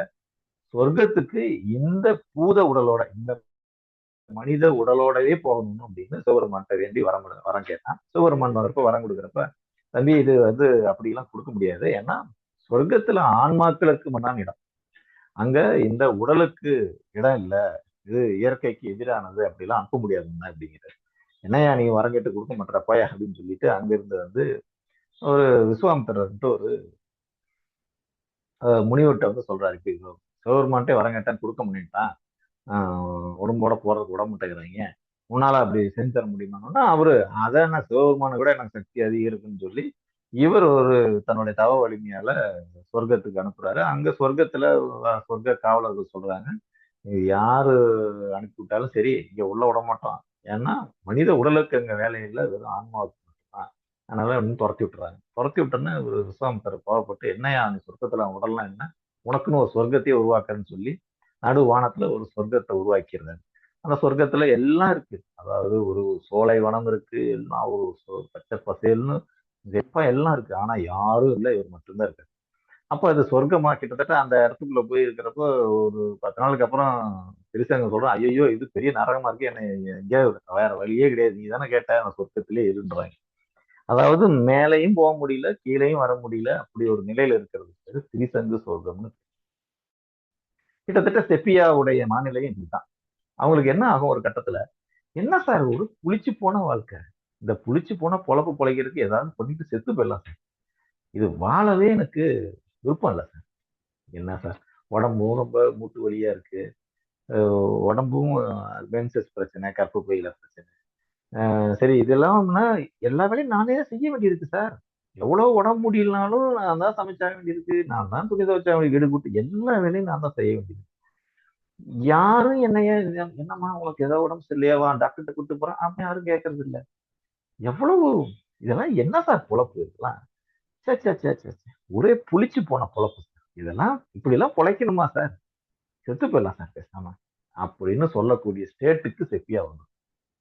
அப்படி யாராவது சொன்னாலும் அவங்களுக்கு இந்த மருந்து கொடுக்கலாம். இது மாரி இந்த மாதிரியான ஸ்டேட்ல சொன்ன நிறைய பெண்களுக்கு நான் இந்த மருந்தை கொடுத்துருக்கேன். ஒரு உதாரணம் 2 உதாரணத்துல நிறைய. அது மூட்டு வலி, கர்ப்பப்பை பிரச்சனை, ஆஸ்துமா பிரச்சனை, தலைவலி பிரச்சனை, இப்படி நிறைய பிரச்சனைகள். நோய் வேற வேற, ஆனா மனநிலை ஒண்ணு, எல்லாருக்குமான மனநிலை இந்த சிப்பியாவுடைய மனநிலை. பாத்தீங்கன்னா இவங்களுக்கு ஒரு ஒரு நீங்க ஒரு பிடிச்சமான வேலையை செஞ்சா உங்களுக்கு மனசுக்குள்ள ஒரு மகிழ்ச்சி இருக்கும். ஒரு பிடிச்சமான வேலை செய்யலாம் உங்களுக்குள்ள மனசுக்குள்ள என்ன இருக்கும், ஒரு வெறுமை இருக்கும். ஏன்னா மகிழ்ச்சி தான் உங்க மனசை நிறைக்கும். மகிழ்ச்சி இல்லைன்னா மனசு வெறுமையா இருக்கும். அது மாதிரியான ஒரு வெறுமை உணர்வு உங்களுக்குள்ள இருக்கும். ஏன்னா எப்படி ஃபீல் பண்றீங்க, என்ன சார் மனசே ஒரே வெறுமையா இருக்கு, ஒரு மகிழ்ச்சிங்கிறதே இல்லை அப்படின்னு சொல்லக்கூடிய நபர்களா இந்த செப்பியா இருப்பாங்க. இந்த வெறுமை வர்றதுக்கு முக்கியமான காரணம் ஒண்ணு இருக்கு, அதை நம்ம பின்னாடி பார்ப்போம். இவங்களுக்கு நிறைய பாம்பு கனவுகள் வரும். பாம்புங்கிறது நம்மளுடைய மெடிடேஷன்ல பார்த்திருப்பீங்க. அது மூலாதாரத்தில் இருக்கக்கூடிய குண்டலினி சக்தி. மூலாதாரத்தில் இருக்கிற அந்த குண்டலினி சக்தியை செக்ஸுவல் எனர்ஜி அப்படின்னு சொல்லுவாங்க. இந்த செக்ஸுவல் எனர்ஜிங்கிறது இவங்களுக்குள்ள ட்ரெயினே ஆகாது, ஏன்னா இவங்களுக்கு உடல் உறவுல விருப்பம் இல்லை. அந்த அந்த செக்ஸுவல் எனர்ஜி கன்வெர்ட் ஆகாது, அது அப்படியே இருக்கும். அதனால என்ன ஆகுதுன்னா இவங்களுக்கு நிறைய கனவுகள் பாம்பு கனவுகளாகவே வரும். அதே நேரத்துல இவங்களுக்கு பாம்புனா ஒரு பயமும் இருக்கும், அதே உணர்வுனாலும் ஒரு பயம். உடலுறவு மேலேயும் உங்களுக்கு ஒரு பயம் இருக்கும், பாம்பு மேலேயும் ஒரு பயம் இருக்கும்.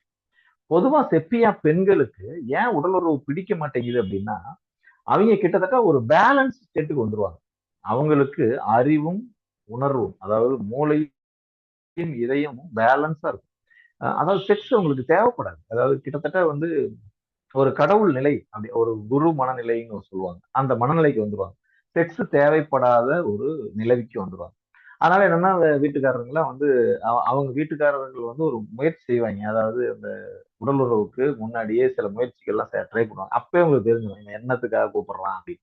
ஏன்னா இவங்களுக்கு தெரியும். இவங்க தான் ஒரு அந்த நீங்க எப்பவுமே பேலன்ஸ் ஸ்டேட்டுக்கு வர்றப்ப, சுத்தி நடக்கிற நிகழ்வுகளை இவங்களால உணர முடியும். அவங்க என்னென்ன நோக்கத்துக்காக இவங்கலாம் செயல்படுறாங்க அப்படின்னு. அந்த மாதிரி நான் ஒரு பேலன்ஸ் ஸ்டேட்டுக்கு வந்துருவாங்க. அதை வந்து சீக்ரெட்ஸ் ஆஃப் ட்ரூத் அப்படின்னு அவங்க சொல்லுவாங்க. அதாவது ஆனா யாரெல்லாம் இப்ப புருஷங்காரங்கலாம் வந்து பொண்டாட்டிக்கு தெரியாம அவன் தண்ணி அடிச்சிட்டுலாம் வரவே முடியாது. இவங்க எப்படி வந்தாலும் கண்டுபிடிச்சிருவாங்க இந்த பெண்கள். ஏன்னா இவங்களுக்கு அந்த அவங்க அவங்க வர்றதை பார்த்தே கண்டுபிடிச்சிருவாங்க. இவன் தண்ணி வச்சு தான் வந்திருக்கான், சிகரெட் அடிச்சு தான் வந்திருக்கான், லேட்டா வர்றப்ப இவன் என்னென்ன பண்ணிட்டு தான் வந்திருக்கான், அவங்க அம்மாவை போய் பார்த்துட்டு வந்திருக்கான், தங்கச்சி பார்த்து வந்திருக்கான், இது எல்லாமே இவங்களுக்கு தெரிஞ்சிடும். எப்படி என்ன பொய் சொன்னாலும் செப்பியா கிட்ட தப்பிக்கவே முடியாது. ஏன்னா இவங்க எதிரியோட வீக்னஸ் ரொம்ப சரியா கணிக்கக்கூடிய ஒரு நபர்கள். ஜோனா பார்க் அப்படி போன்ற அந்த பெண்ணியவாதிகள்லாம் வந்து இந்த செப்பியாவுடைய கேரக்டருக்குள்ளதான் வருவாங்க. பொதுவா இந்த செப்பியாக்குள்ள வெறுமை வருது அப்படின்னு முன்னாடி சொன்னோம். செப்பியாவுக்கு வெறுமையான உணர்வு அப்படின்னு இருக்குங்க. ஏன் அப்படி இருக்கு அப்படின்னா, பொதுவா இந்த செப்பியாவோட பெண்களுக்கு கற்பப்பை கீழே இறங்கிடும். பொதுவா இந்த படத்துல நீங்க பாக்குறீங்க, கற்பப்பைங்கிறது இந்த சிறுநீர் பைக்கு மேல இருக்கும். சிறுநீர் பைக்கு மேல இருக்கக்கூடிய ஒரு பகுதியா இருக்கும். ஆனா இந்த செப்பியா பெண்களுக்கு என்ன ஆயிரும்னா, சிறுநீர் பைக்கு மேல மலக்குடலுக்கு ஒட்டி மேல இருக்கும். இப்ப என்ன ஆகும், இவங்களுக்கு இறங்கிடும். அதாவது சிறுநீர் பைக்கும் மலக்குடலுக்கு இடையில வந்து நின்றும். இடையில வந்து நிக்கிறப்ப என்ன ஆகும், இது சிறுநீர் பையையும் அமுத்தும், மலக்குடலையும் அமுத்தும். அப்படி சிறுநீர் பையை அமுத்தறனால என்ன ஆகுது, அடிக்கடி இவங்களுக்கு சிறுநீர் போகும். சிரிச்சா, தும்முனா, இருமுனா எப்பெல்லாமே இவங்களுக்கு சிறுநீர் போக ஆரம்பிக்கும். அதே நேரத்துல மலக்குடலை அமுக்கிறப்ப என்ன ஆகும், மலக்குடல்ல ஏதோ ஒரு பந்து இருக்கிற மாதிரி, அதனால இவங்களுக்கு மோஷனே போகாது. அதாவது மோஷன் போகணுங்கிற ஒரு ஃபீலிங்கே இருக்காது. 2-3 நாள் ஆனாலும் மோஷன் போகாது. மோஷன் வரணுங்கிற ஒரு இதுவே இருக்காது. அதே நேரத்துல நீங்க இந்த கர்ப்பப்பை வயிற்றுல இருந்து கீழே இறங்கினோம்னா வயிறு என்ன ஆகும், வயிறே காலியா இருக்கும். வயிறு ஃபுல்லாவே ஒரு காலியான உணர்ச்சி. அதுதான் எம்டிஆர். அப்ப நீங்க எவ்வளவு சாப்பிட்டாலும் வயிறு ஃபில்லே ஆகாது. ஏன்னா அந்த இருக்க வேண்டிய ஒரு இடத்துல அந்த கர்ப்பப்பை கீழே இறங்கினால வயிறு ஃபில்லே ஆகாது. இந்த கர்ப்பப்பை வந்து என்ன ஆகும்னா, அந்த பிறப்புறுப்பு வழியாக கீழே இறங்கிடும். அப்படி கீழே இறங்குற அந்த பிறப்பு, அதாவது அந்த கர்ப்பப்பைய இவங்க கால் மேல கால் போட்டு உட்கார்ந்தா மட்டும்தான் அது மேல ஏறி அதோட பொசிஷனுக்கு போகும். நம்ம கால் மேல கால் போட்டு பொண்ணுங்களை உட்காரக்கூடாது அப்படின்னு நம்ம சொல்லுவோம். ஏன்னா அது வந்து மரியாதை இல்லாதது. ஆனா யாரெல்லாம் கால் மேல கால் போட்டு உட்கார்றாங்கன்னு பார்த்தா, இந்த கர்ப்பப்பை கீழே இறங்கின பெண்கள்லாம் அப்படி உட்கார்றாங்க. அது ஒருவேளை செப்பியா மனநிலையில இருக்கிறவங்களும் கால் மேல கால் போட்டு உட்கார்றாங்க. அப்படி கால் மேல கால் போட்டு உட்கார்ந்தா குடும்பத்துக்கு ஆகாது, அப்படிலாம் பெண்கள் உட்காரக்கூடாது அப்படிங்கிறது என்னன்னா, செப்பியாவா கன்வெர்ட் ஆகக்கூடாது அப்படிங்கிறதுக்கான அர்த்தமா நம்ம புரிஞ்சுக்கலாம். அப்படி இவங்களுக்கு அந்த கால் மேல் கால் போட்டு உட்கார்ந்தா அந்த கர்ப்பப்பை கீழே இறங்கி இருக்கிறது மேலே ஏறி பழைய பொசிஷனுக்கு போகும். அது அவங்களுக்கு கொஞ்சம் ரிலீஃபாவும் இருக்கும்.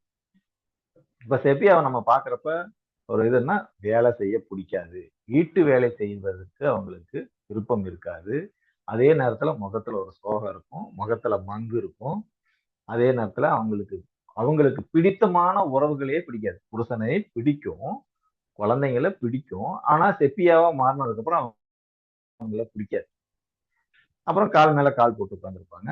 கீழே இழுக்கிற, அதாவது இந்த கர்ப்பப்பை கீழே இழுக்கிற ஒரு உணர்ச்சி இருக்கும். கர்ப்பப்பை கீழே இறங்கி இருக்கும். அப்படி இருக்கிறவங்க எல்லாம் யாருன்னா செப்பியா தான். பொதுவா செப்பியாவுக்கு மென்சஸ் பிரச்சனைங்கிறது நம்ம சொல்லவே தேவையில்லை. நிறைய மென்சஸ் பிரச்சனை அவங்களுக்கு. அது நீங்க சிலருக்கு சீக்கிரம் வரும், சிலருக்கு லேட்டா வரும், சிலருக்கு கொஞ்சமா வரும், சிலருக்கு நிறைய வரும், சிலருக்கு மென்சஸே வராது. எப்படி இருந்தாலும் இந்த மாதிரி எந்த மாதிரியான மென்சஸ் பிரச்சனை இருந்தாலும், இப்ப நான் சொன்ன இந்த கேரக்டரோட பொருத்தி போச்சு அப்படின்னா அவங்களுக்கு என்ன மருந்து கொடுக்கலாம்னா செப்பியா அப்படிங்கிற மருந்தை நம்ம கொடுக்கலாம். அதே மாதிரி தூங்குன உடனே ஃபர்ஸ்ட் போய் படுத்த உடனேயே பெட் வெட்டிங் பண்றாங்க படுக்கையிலேயே சிறுநீர் போற குழந்தைங்களுக்கும் இது ரொம்ப முக்கியமான ஒரு மருந்து. அப்புறம் இவங்களுக்கு டான்சிங் அப்படிங்கிறது ரொம்ப பிடிக்கும். இவங்களுடைய உடல் வாகை பார்த்தீங்கன்னா டான்ஸ் ஆடுறதுக்கான உடல் வாகுவா இருக்கும். இவங்களுக்கு வேலை செய்யறது கண்டினியூஸா வேலை செஞ்சாங்கன்னா என்ன ஒரு மாதிரி பழைய சுறுசுறுப்புக்கு வந்துருவாங்க. ஆனா ஃபர்ஸ்ட் எடுத்தோன்னே வேலை செய்யறதுக்கு அவ்வளவு கஷ்டப்படுவாங்க. ஆனா கண்டினியூஸா வேலை செஞ்சுட்டு இருக்காங்கன்னா அதே மாதிரி டான்ஸ் எல்லாம் ஆட கூப்பிட்டா வர மாட்டாங்க. ஆனா டான்ஸ் ஆட விட்டுட்டுன்னு வச்சுங்க, அப்புறம் வெறி கொண்ட மாதிரி அவங்க டான்ஸ் ஆடுவாங்க. அப்புறம் பொதுவா இந்த பெண்களுக்கு இந்த வீட்டு சூழல்ங்கிறது இவங்களுக்கு பிடிக்காது செப்பியாவுக்கு. ஏன்னா வீட்டுலங்கிறப்ப இவங்களுக்கான அந்த தனித்துவம் இருக்காது. ஆனா வேலைக்கு போனா ரொம்ப பிடிக்கும். இப்ப வீட்டுல இருந்தா தலைவலி, கால் வலி, உடம்பு வலி, வயிற்று வலி ஏதோ ஒண்ணு இருக்கும், படுத்தே கிடப்பாங்க. ஆனா அதுவே வேலைக்கு போயிட்டாங்கன்னா ரொம்ப சுறுசுறுப்பா இருப்பாங்க. சில பெண்களும் சொல்லலாம், சார் நான் பள்ளிக்கூடத்துல டீச்சரா இருக்கேன். பள்ளிக்கூடத்துல எனக்கு ஒரு பிரச்சனையும் கிடையாது சார். காலையில பள்ளிக்கூடம் போனதுல இருந்து சாயந்தரம் 5 மணி வரல எனக்கு எந்த பிரச்சனையும் இல்லை சார். இது எல்லாம் முடிச்சுட்டு வீட்டுக்குள்ள காலை எடுத்து வச்சனா இல்லையா, எனக்கு தலைவலி, கால் வலி, வயிற்று வலி எல்லாம் வந்துடும் சார். அது என்னங்க, ஆபீஸ்ல மட்டும் பள்ளிக்கூடத்துல மட்டும் ஒன்றும் பிரச்சனை இல்லைங்கிறீங்க. அதான் சார் எனக்கே தெரியல. வேலை பார்க்குறப்ப எனக்கு இந்த பிரச்சனை எல்லாம் மறந்துடும் போல் இருக்கு சார். எனக்கு ஒண்ணுமே ஆகாது. அப்படின்னாலும் நம்ம என்ன மருந்து கொடுக்கலாம்னா செப்பியா அப்படிங்கிறது. இவங்களுக்கு பொதுவா வெளியில போகிறதுக்கெல்லாம் பிடிக்காது. ஒருவேளை அதெல்லாம் வெளியில வரலங்க, வாங்க பார்க் போயிட்டு வருவோம், பீச் போயிட்டு அதெல்லாம் வரல அப்படிம்பாங்க. மால் போயிட்டு வருவோம், பக்கத்துல மால் ஆரம்பிச்சிட்டாங்கன்னா வரலன்றுவாங்க. உங்களை ரொம்ப கட்டாயப்படுத்தி வாங்க வாங்க போன சும்மா தான் போயிட்டு வருவோம்னு சும்மா வலுக்கட்டாயமா எடுத்துட்டான். அங்க போயிட்டா அவங்க ஒரு பெரிய பில்ல செலவு வைக்கிற அளவுக்கு நல்ல ஒரு இன்ட்ரெஸ்டா அந்த இதுக்குள்ள ஐக்கியம் ஆயிடுவாங்க. ஆனா ஃபர்ஸ்ட் வெளியில போறதுக்கு எங்களுக்கு ரொம்ப பிடிக்கவே பிடிக்காது. இவங்களுக்கு அடிக்கடி மயக்கம் போட்டு விழுந்துருவாங்க. அதாவது ரொம்ப அதாவது துணி துவைக்கிறப்ப ரொம்ப ஈரம்லாம் காலில் பட்டாலும், அவர் முட்டி போட்டு ப்ரேயர் பண்ணாலோ, இந்த மாதிரி பொசிஷன்ல முட்டி போட்டிருந்தாலும் அவங்களுக்கு மயக்கம் வந்துடும். ரொம்ப எக்ஸ்ட்ரீமான வெப்பமான கிளைமேட்டா இருந்தாலும், ரொம்ப குளிர்ச்சியான கிளைமேட்டா இருந்தாலும், இல்ல வண்டியில போறதோ இவங்களுக்கு மயக்கம் வரும். பொதுவா இவங்களுக்கு தலைவலி இருக்கிறப்போ, உடம்பு தொந்தரவு இருக்கிறப்போ அமைதியா போய் ரூம்ல படுத்துக்குவாங்க. யாரையும் பார்க்க மாட்டாங்க, கதவை சாத்திட்டு படுத்திருப்பாங்க. அந்த நேரத்துல போய் கண்ணை மூடி படுத்திருப்பாங்க. அந்த நேரத்துல போய் யாராவது அவங்க குழந்தைங்களோ, வீட்டுக்காரரோ யாரும் டிஸ்டர்ப் பண்ணா எரிஞ்சு விழுவாங்க. சில நேரத்துல அடிக்கவும் செய்வாங்க.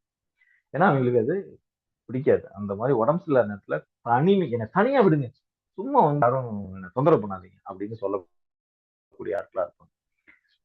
ஆனா அந்த மாதிரி உடம்பு சரியில்லாத நேரத்துலயும் யாராவது பக்கத்துல இருந்தா நல்லா இருக்கும். ஆனா என்னோட குடும்பம் மட்டும் வேணாம். அவங்களாலதான் எனக்கு உடம்பே சரியில்லாம போறது. அவங்க மட்டும் வேணாம், என் ஃப்ரெண்ட்ஸ் இருந்தா பிரச்சனை இல்லை. இப்ப ஆபீஸ்ல போய் இருக்கிறாங்கன்னா ஒன்றும் பிரச்சனை இல்லை. உடம்பு சரியில்லாம இருந்தப்போ அவங்க யாராவது இருந்தாங்கன்னா ஓகேவா இருக்கும். ஆனா வீட்டுல யாராவது இருந்தாங்கன்னா அவங்களுக்கு கடுப்பாயிருவாங்க. படிச்சதுல மண்டையிலேயே ஏறாது. பொதுவா நிறைய பேர்த்துக்கு பாத்தீங்கன்னா படிச்சது மண்டையிலே நிக்கல சார். என்ன சார் இந்த ஹோமியோபதியில வேற ஹோம்ஒர்க் கொடுத்தீங்க, அதெல்லாம் எடுத்து படிச்சேன் சார். மறுபடியும் அடுத்த வாட்டி ஹோம்ஒர்க் கொடுத்தீங்க, திருப்பி படிச்சேன் சார். இன்னும் புதுசா படிக்கிற மாதிரியே இருக்கு சார் அப்படின்னா இந்த மருந்து தான், செப்பியா தான் கொடுக்கும். ஏன் அப்படி தோணுது அப்படின்னா, நீங்க விருப்பமே இல்லாத ஒரு விஷயத்த சரி. இப்ப அந்த பொண்ணை வந்து நம்ம என்ஜினியரிங் சேர்த்து விடுறோம். ஆனா அந்த பொண்ணு சொல்லுது நான் டாக்டருக்கு தான் படிக்கணும். இல்ல இல்ல அதெல்லாம் கோடிக்கணக்கில் செலவாகுது, அதெல்லாம் சரியா வராது, நீ இன்ஜினியரிங் படின்னு சேர்த்து விட்டாச்சு. ஆனா இது அந்த பிளஸ் டூலயே அதான் ஸ்கூல் ஃபர்ஸ்ட். இப்ப இன்ஜினியரிங் சேர்த்து விட்டாச்சு. இன்ஜினியரிங்ல போய் சேருது. ஆனா இது டாக்டர் சின்ன வயசுல இருந்து நான் டாக்டர் ஆகணும் டாக்டர் ஆகணும்னு எல்லாத்தையும் சொல்லிட்டு இருந்தது. இப்ப இன்ஜினியரிங் சேர்த்து விட்டாச்சு. சரி, அப்பா அம்மா சொல்லிட்டாங்க நம்ம படிச்சிருவோம் அப்படின்னு போய் உட்கார்ந்து படிச்சா மண்டையிலேயே ஏறாது. மறுபடியும் முத நாள் படிச்சுட்டாங்க, எல்லாம் படிச்ச மாதிரி இருக்கு, ஞாபகம் மனப்பாடம் ஆயிடுச்சு. ஏன்னா மனப்பாடம் பண்றது ட்ரைனிங் ஆயிட்டாங்க. அடுத்த நாள் வந்து படிச்சா மண்டையில ஏன்? ஏன்னா பிடிக்காததை படிக்கிறாங்க. பிடிக்காததை படிக்கிறப்ப புதுசா படிக்கிற மாதிரி தான் இருக்கு. அப்போ அவங்களால புரிஞ்சுக்கவும் முடியாது. ஏன்னா அவங்க விருப்பம் அது இல்ல. இதுதான் பிரச்சனை. அப்ப இவங்களுக்கு என்ன மருந்து தேவைப்படுதுன்னா செப்பியா தான் நம்ம கொடுக்க வேண்டியது. பொதுவா இவங்களுக்கு 3 மாசம் 5 மாசம் அந்த மாதிரி டயத்துல இவங்களுக்கு அபார்ஷன் ஆகுது அப்படின்னாவே நிறைய பேருக்கு இதனாலேயே குழந்தை இல்லாம போயிடுது. இவங்க போய் செயற்கை கருத்தரிப்புக்கு போயிடுறாங்க. அது அது ஒரு பெரிய கஷ்டமான ப்ராசஸ். அது ஒரு வாட்டி அந்த ப்ராசஸ்க்குள்ள போயிட்டாங்கன்னா இவங்க எனக்கு குழந்தையே வேணாம் அப்படின்னு விட்டுறாங்க. பரவாயில்ல, உனக்கு குழந்தை எனக்கு நீ குழந்தை, இதோட வாழ்க்கையை முடிச்சுப்போம், எனக்கு இனிமே குழந்தையே பெற்றுக்கலன்றாங்க. ஏன்னா அவங்களுக்கு அது ரொம்ப பிடிக்கும் குழந்தை பெற்றுக்காம இருக்கு. ஆனா இவங்களுக்கு 3 மாசம் 5 மாசத்துல இப்படி அபார்ஷன் ஆகுறவங்களுக்கு இந்த மருந்து கொடுக்கறப்போ அவங்களுக்கு அந்த மனநிலையிலிருந்து மீண்டு மறுபடியும் குழந்தை பெற்றுக்கு அவங்க தயாராகும். இவங்களுக்கு கொய்யாக்காய், ஊறுகாய் இது எதுவுமே ஒத்துக்காது. இவங்களுக்கு இது 2மே இவங்களுக்கு அலர்ஜி ஆகும். கொய்யாக்காய் ஒத்துக்காது, ஊறுகாய் ஒத்துக்காது. அப்புறம் கன்சீவா இருக்கப்பலாம் பார்த்தீங்கன்னா, இந்த மாங்காய், புளி, அடுப்பு கறி, சாம்பல் இப்படிலாம் வித்தியாசமாக செரிக்காத உணவுகள்லாம் சாப்பிடணும்னு விருப்பம் இருக்கும். அது பொதுவா நீங்க வந்து கன்சீவா இருக்கப்ப இப்படிலாம் சாப்பிடுறாங்க பார்த்தீங்களா, அதுக்கெல்லாம் முக்கியமான மருந்தே இந்த செப்பியா தான். இவங்களுக்கு சமைக்கிறதும் பிடிக்காது. சமைக்கவே இவங்க மாட்டாய்ங்க. சமைக்கிறப்போ வாசனை வருது பாருங்க, அந்த வாசனை கூட இவங்களுக்கு பிடிக்காது. சமைக்கிறதுனால வர்ற வாசனை. அது வந்து கன்சீவா இருக்கிற பொண்ணு இல்ல. சாதாரணமாவே இவங்களுக்கு உடம்பு சரியில்லாதப்போ அந்த சமைக்கிற வாசனையே இவங்களுக்கு பிடிக்காது. அது கொமட்டும். வாந்தி வரும். அது மாரி இவங்களுக்கு செய்யும். பொதுவா இவங்களுக்கு பசியே இருக்காது. ஆ பசியே இல்லனால சாப்பிடவும் இல்ல. சாப்பிடாதனால தெம்பும் இருக்காது. இப்படி சொன்னாலே சில நோயாளி, "பசியே இல்ல சார், தெம்பு இல்ல சார். வேலை செய்யவே என்னால முடியல சார். வேலை செய்யவே புடிக்கல சார்ன்னு" சொன்னாவும் நம்ம என்ன மருந்து குடுக்கலாம்னா, செப்பியா அப்படிங்கிற மருந்து குடுக்கலாம். இவங்களுக்கு காய்ச்சின பால் இவங்களுக்கு நெறைய பிரச்சனை குடுக்கும். ஒரு சங்கரன் அப்படின்னு ஒரு டாக்டர், அவரு தன்னுடைய புத்தகத்துல எழுதியிருக்காரு. ஒருத்தருக்கு வந்து 40 வருஷமா வயித்தால போயிட்டுருக்காம். ஒரு ஆண். அவருக்கு 40 வருஷமா ஒரு பிசினஸ் மேன். அவருக்கு 40 வருஷமா வயித்தால போயிட்டு இருக்கு. இவர்ட்ட கேட்கிறாரு, "எப்ப இருந்துங்க வயித்தால போகுதுன்னா?" அவர் 40 வருஷமா போயிட்டு இருக்காரு. 40 வருஷம் முன்னாடி என்ன ஆச்சுன்னா, "40 வருஷம் முன்னாடி எனக்கு கல்யாணம் தாங்க ஆச்சு. அதுல இருந்தாங்க வயித்து போக்குறாரு." கல்யாணம் ஆனா என்னங்க வயித்து போகும்னா, கல்யாணம் ஆன உடனே அது எங்க மனைவியோட ஊர்ல ஃபர்ஸ்ட் நைட் நடந்துச்சுங்க.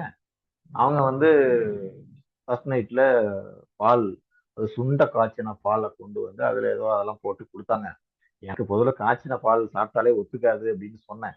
இருந்தாலும் அதெல்லாம் வந்து இது வந்து இப்படிதான் சாப்பிட்டாகணும். ஃபர்ஸ்ட் நைட்ல இது பால்லாம் சாப்பிடுறதுங்கிறது ரூல்ஸ்ன்னு சொல்லி குடுத்துட்டாங்க. அத குடிச்சேன் பாருங்க. அன்னையில இருந்து ஆரம்பிச்சதுங்க. இப்ப நான் சாப்பிட்ட உடனே வயித்தால போயிருதுங்க. இப்படிதான் 40 வருஷமா போயிட்டு இருக்கு. நான் எலும்பும் தோலுமாவே இருக்கிறேங்க அப்படின்னு சொல்லிட்டு. அவருக்கு குடுத்த இந்த செப்பியா அப்படிங்கிற மருந்து தான் இந்த சங்கரன் டாக்டர் தேர்வு பண்ணி குடுத்தாரு. 40 வருஷமா இருந்த வயிற்றுப்போக்கு, அதுக்கப்புறம் மறுபடியும் வரவே இல்ல.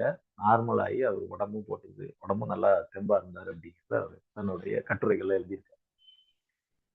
அதே மாரி இந்த செப்பியா மருந்த மனிதர்களுக்கு மட்டுமே அப்படின்னா இல்ல. இது மிருகங்களுக்குமே கொடுக்கலாம். இப்போ ஒரு பொதுவா மாடுகள்லாம் கண்ணு போட்டுச்சுன்னு வச்சுக்கோங்களேன்.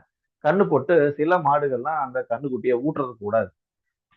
அது பால் ஊட்டுறதுக்கு விடாம உதைச்சு தள்ளி விட்டுரும். அந்த பக்கத்திலேயே விடாது. அந்த மாரி நேரங்கள்ல டாக்டர் ஃபயாசுதீன் சொல்லக்கூடிய ஒரு ஹோமியோபதி டாக்டர் ட்ரை பண்ணி பார்க்குறாரு. இது செப்பியா மென்டல் ஸ்டேட் ஆச்சு. செப்பியா தானே தன்னுடைய குழந்தைங்கள திட்டும், உதைக்கும், அடிக்கும்.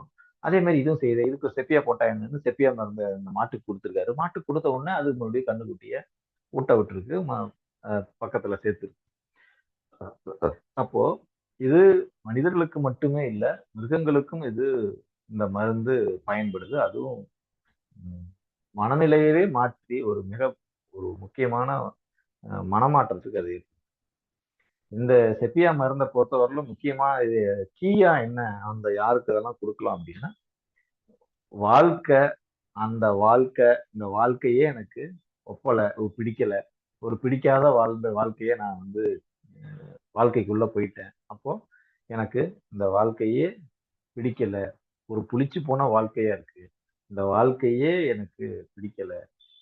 இந்த வாழ்க்கையே எனக்கு ரொம்ப கஷ்டம் தர்றதா இருக்கு. இதிலிருந்து எப்படியாவது விடுபடணும்னா செத்து போறது தான் வழி. அதனால எப்படியாவது செத்தே போயிரலாம். இந்த வாழ்க்கைய வாழ முடியாது.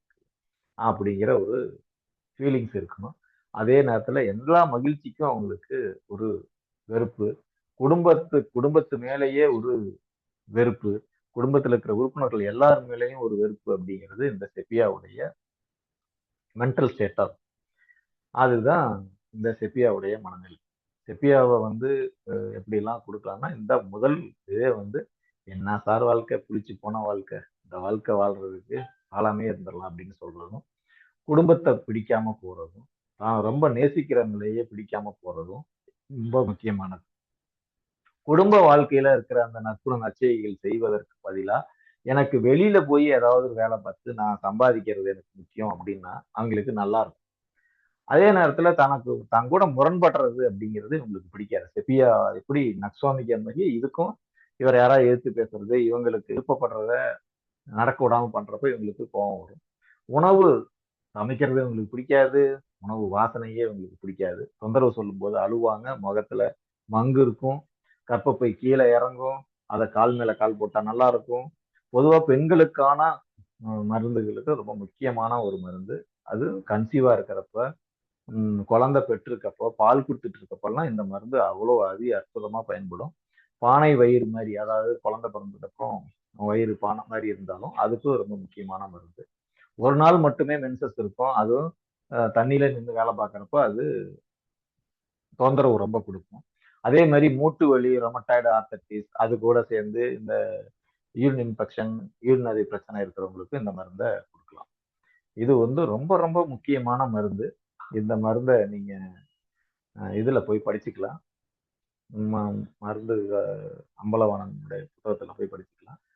அ இது வந்து ஒரு இல்லறத்தில் தோல்வியுற்ற பெண்ணுக்கான அற்புதமான மருந்து அப்படிங்கிறத நம்ம படிச்சுக்கிறோம். இப்ப நம்ம புரிஞ்சுக்கிறது என்னன்னா, இந்த இல்லற கடமைகள் அப்படிங்கிறதுல இருந்து தவறும்போது எப்படி நோய்வாய்ப்படுறோம் அப்படிங்கிறத நம்ம புரிஞ்சுக்கிட்டோம். புரிஞ்சுகிட்டு இல்லற கடமைகள் என்ன மாதிரி அது உங்களுடைய ஆன்மீக முன்னேற்றத்திற்கு பயன்படுங்கிறத நீங்க சரியா புரிஞ்சுக்கிட்டீங்கன்னா, உங்களால மேன்மையான வீடு பெற்றை அடைவதற்கு இந்த மருந்து பாடம் பயன்படும் அப்படிங்கிறதோட கூறி இந்த வகுப்பை முடிச்சுக்கிறேன். நன்றி, வணக்கம்.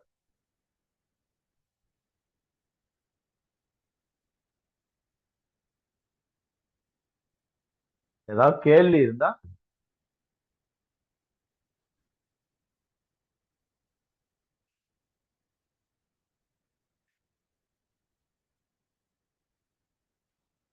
ஏதாவது கேள்வி இருக்கா? கேளுங்க ஹேமலதா.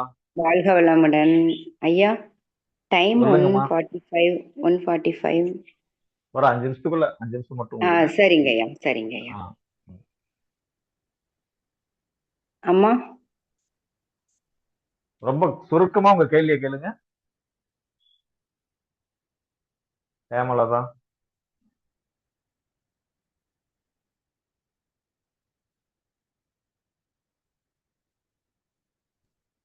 சுரேஷ் ஐயா. வாழ்க வளமுடன் ஐயா. சொல்லுங்க சுரேஷ். மிக சிறப்பா இருந்தது, நன்றி ஐயா. இப்போ ஒரு வீட்டுல ஒருத்தர் புலம்பிக்கினே இருக்காங்க வச்சுங்களேன், அது சரியில்லை இது சரியில்லை புலம்பிக்கினே இருந்தாங்கன்னா அவங்க இதுல வருவாங்களா இல்ல அவங்க வேற என்ன வரலாம்? பாதி வந்து கேக்குறாங்கன்றத விட புலம்பிக்கினே இருந்தாங்கன்னா வருவாங்களா?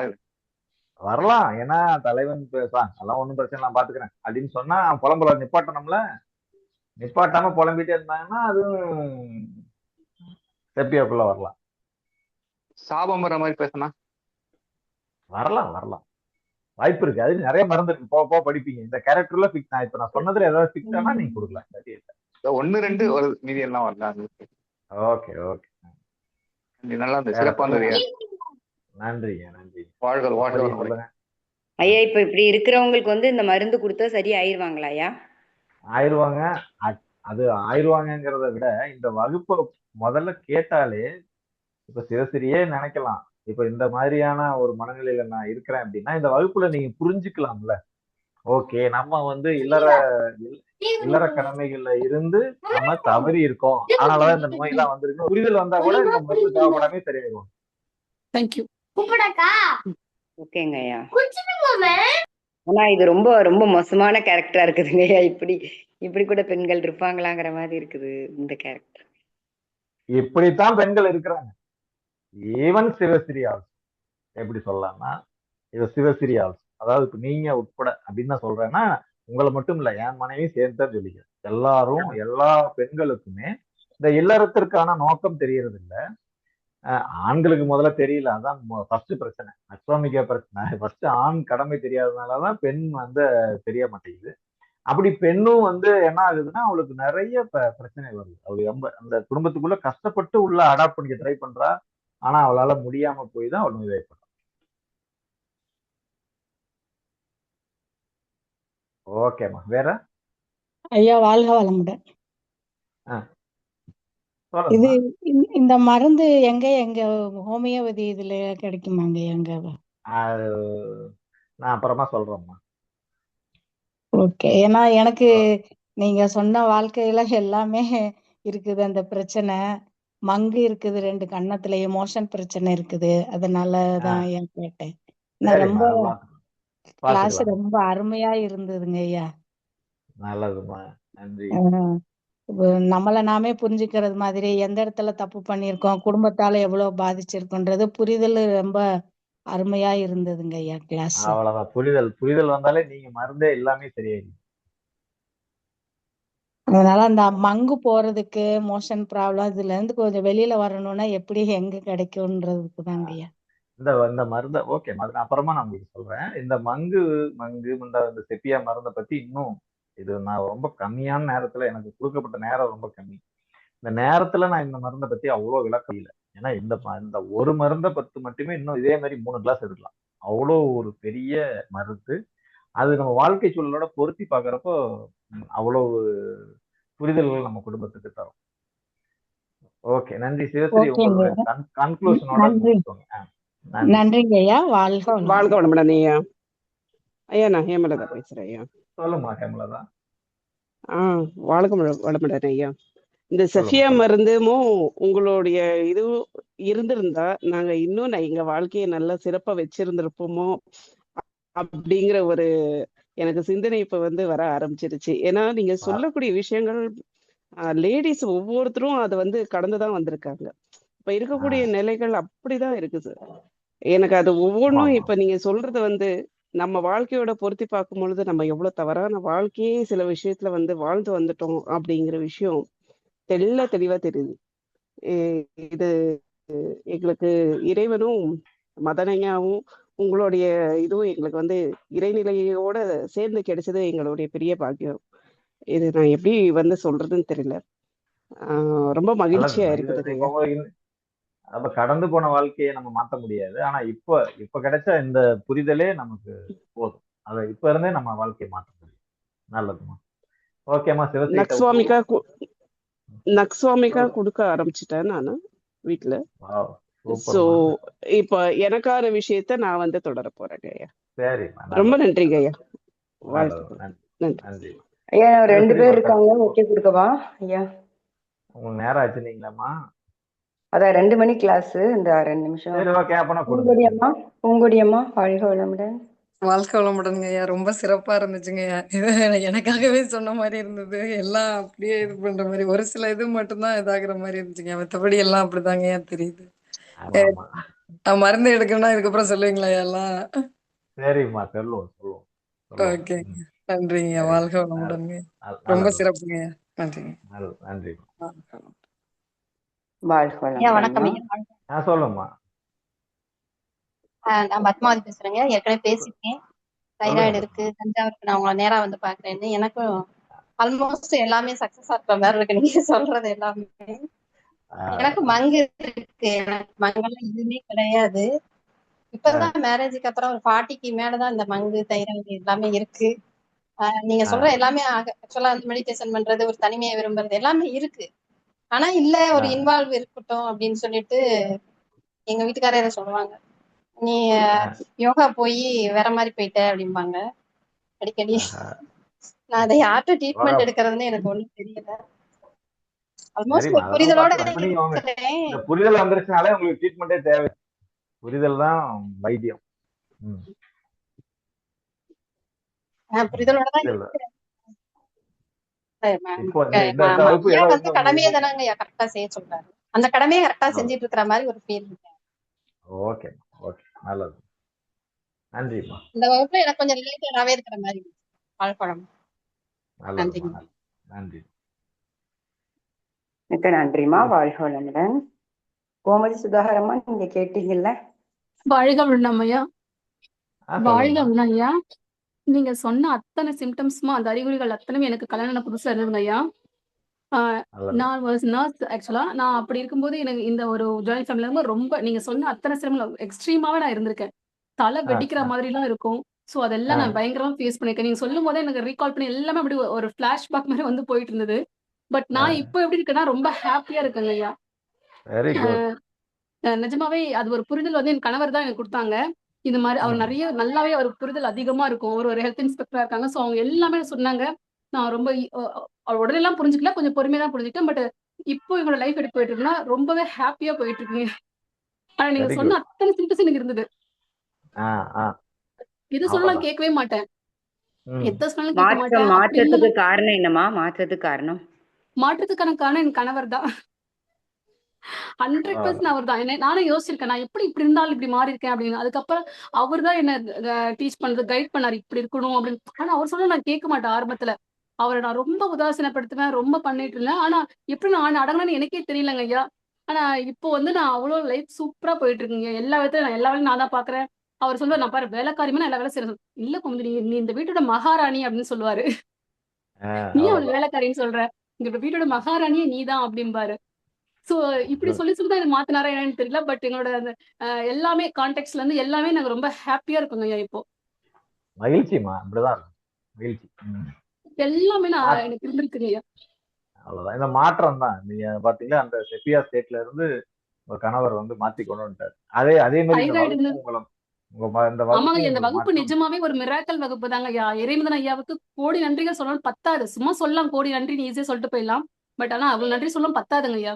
ஏன்னா நல்லது. நான் கடந்து வந்த உண்மையா இன்னைக்கு இறக்கலாமா இல்ல நாளைக்கு காலையில இறக்கலாமான்னு இப்படி யோசிச்சுட்டு இருப்பேன் நான். அப்போ இறந்துடலாமா, இப்படி இறக்கலாமா, அப்படி இருக்கலாமா, டிசைனா யோசிச்சுட்டு இருப்பேன். பட் இப்பதான் நீங்க சொல்ல சொல்ல எனக்கு அப்படி ஃபுல்லா பிளாஷ்பேக் வந்துட்டு போயிட்டு இருந்தது. எனக்கு யோசிப்பேன், இதை பண்ணா டக்குன்னு சாவுமா இல்ல அதை பண்ணா சீக்கிரம் சாவுமா அப்படி யோசிச்சுட்டு இருந்த ஆள் நானு. ஆனா என் கணவர் வந்து உண்மையா இஸ் கிரேட் மேன் ஆக்சுவலா. அவர் என்னை அவ்வளவு அண்டர்ஸ்டாண்ட் பண்ணி எனக்கு ஈஸியா புரியுற மாதிரி எல்லா நான் என்ன பண்ணாலும் தாங்கிட்டு திரும்ப திரும்ப. அதனால நான் அவருக்கு நன்றி சொல்லிட்டே இருக்கேன். என்னால முடிஞ்ச வரைக்கும் அவரை சந்தோஷமா வச்சுக்கிறேன் ஐயா. என்ன பண்ணா அவரை சந்தோஷமா வச்சுக்கலாம் அப்படின்னு நான் இப்ப ட்ரை பண்ணி மனசுல யோசிச்சுட்டு இருக்கேன். நான் இறந்துடலாம்னு யோசிச்ச பொண்ணு இப்ப அவர் என்ன பண்ணா அவரை சந்தோஷமா வச்சுக்கலாம்னு யோசிக்கிற அளவுக்கு நான் மாறி இருக்கேன். நல்லது ரோமரி, நல்லது. இதே மாதிரி எல்லா கணவர்களும் வந்து முயற்சி எடுத்து அவங்க மனைவியை மகிழ்ச்சியா வச்சு அந்த செப்பியாவுக்கான வேலையே இருக்காது.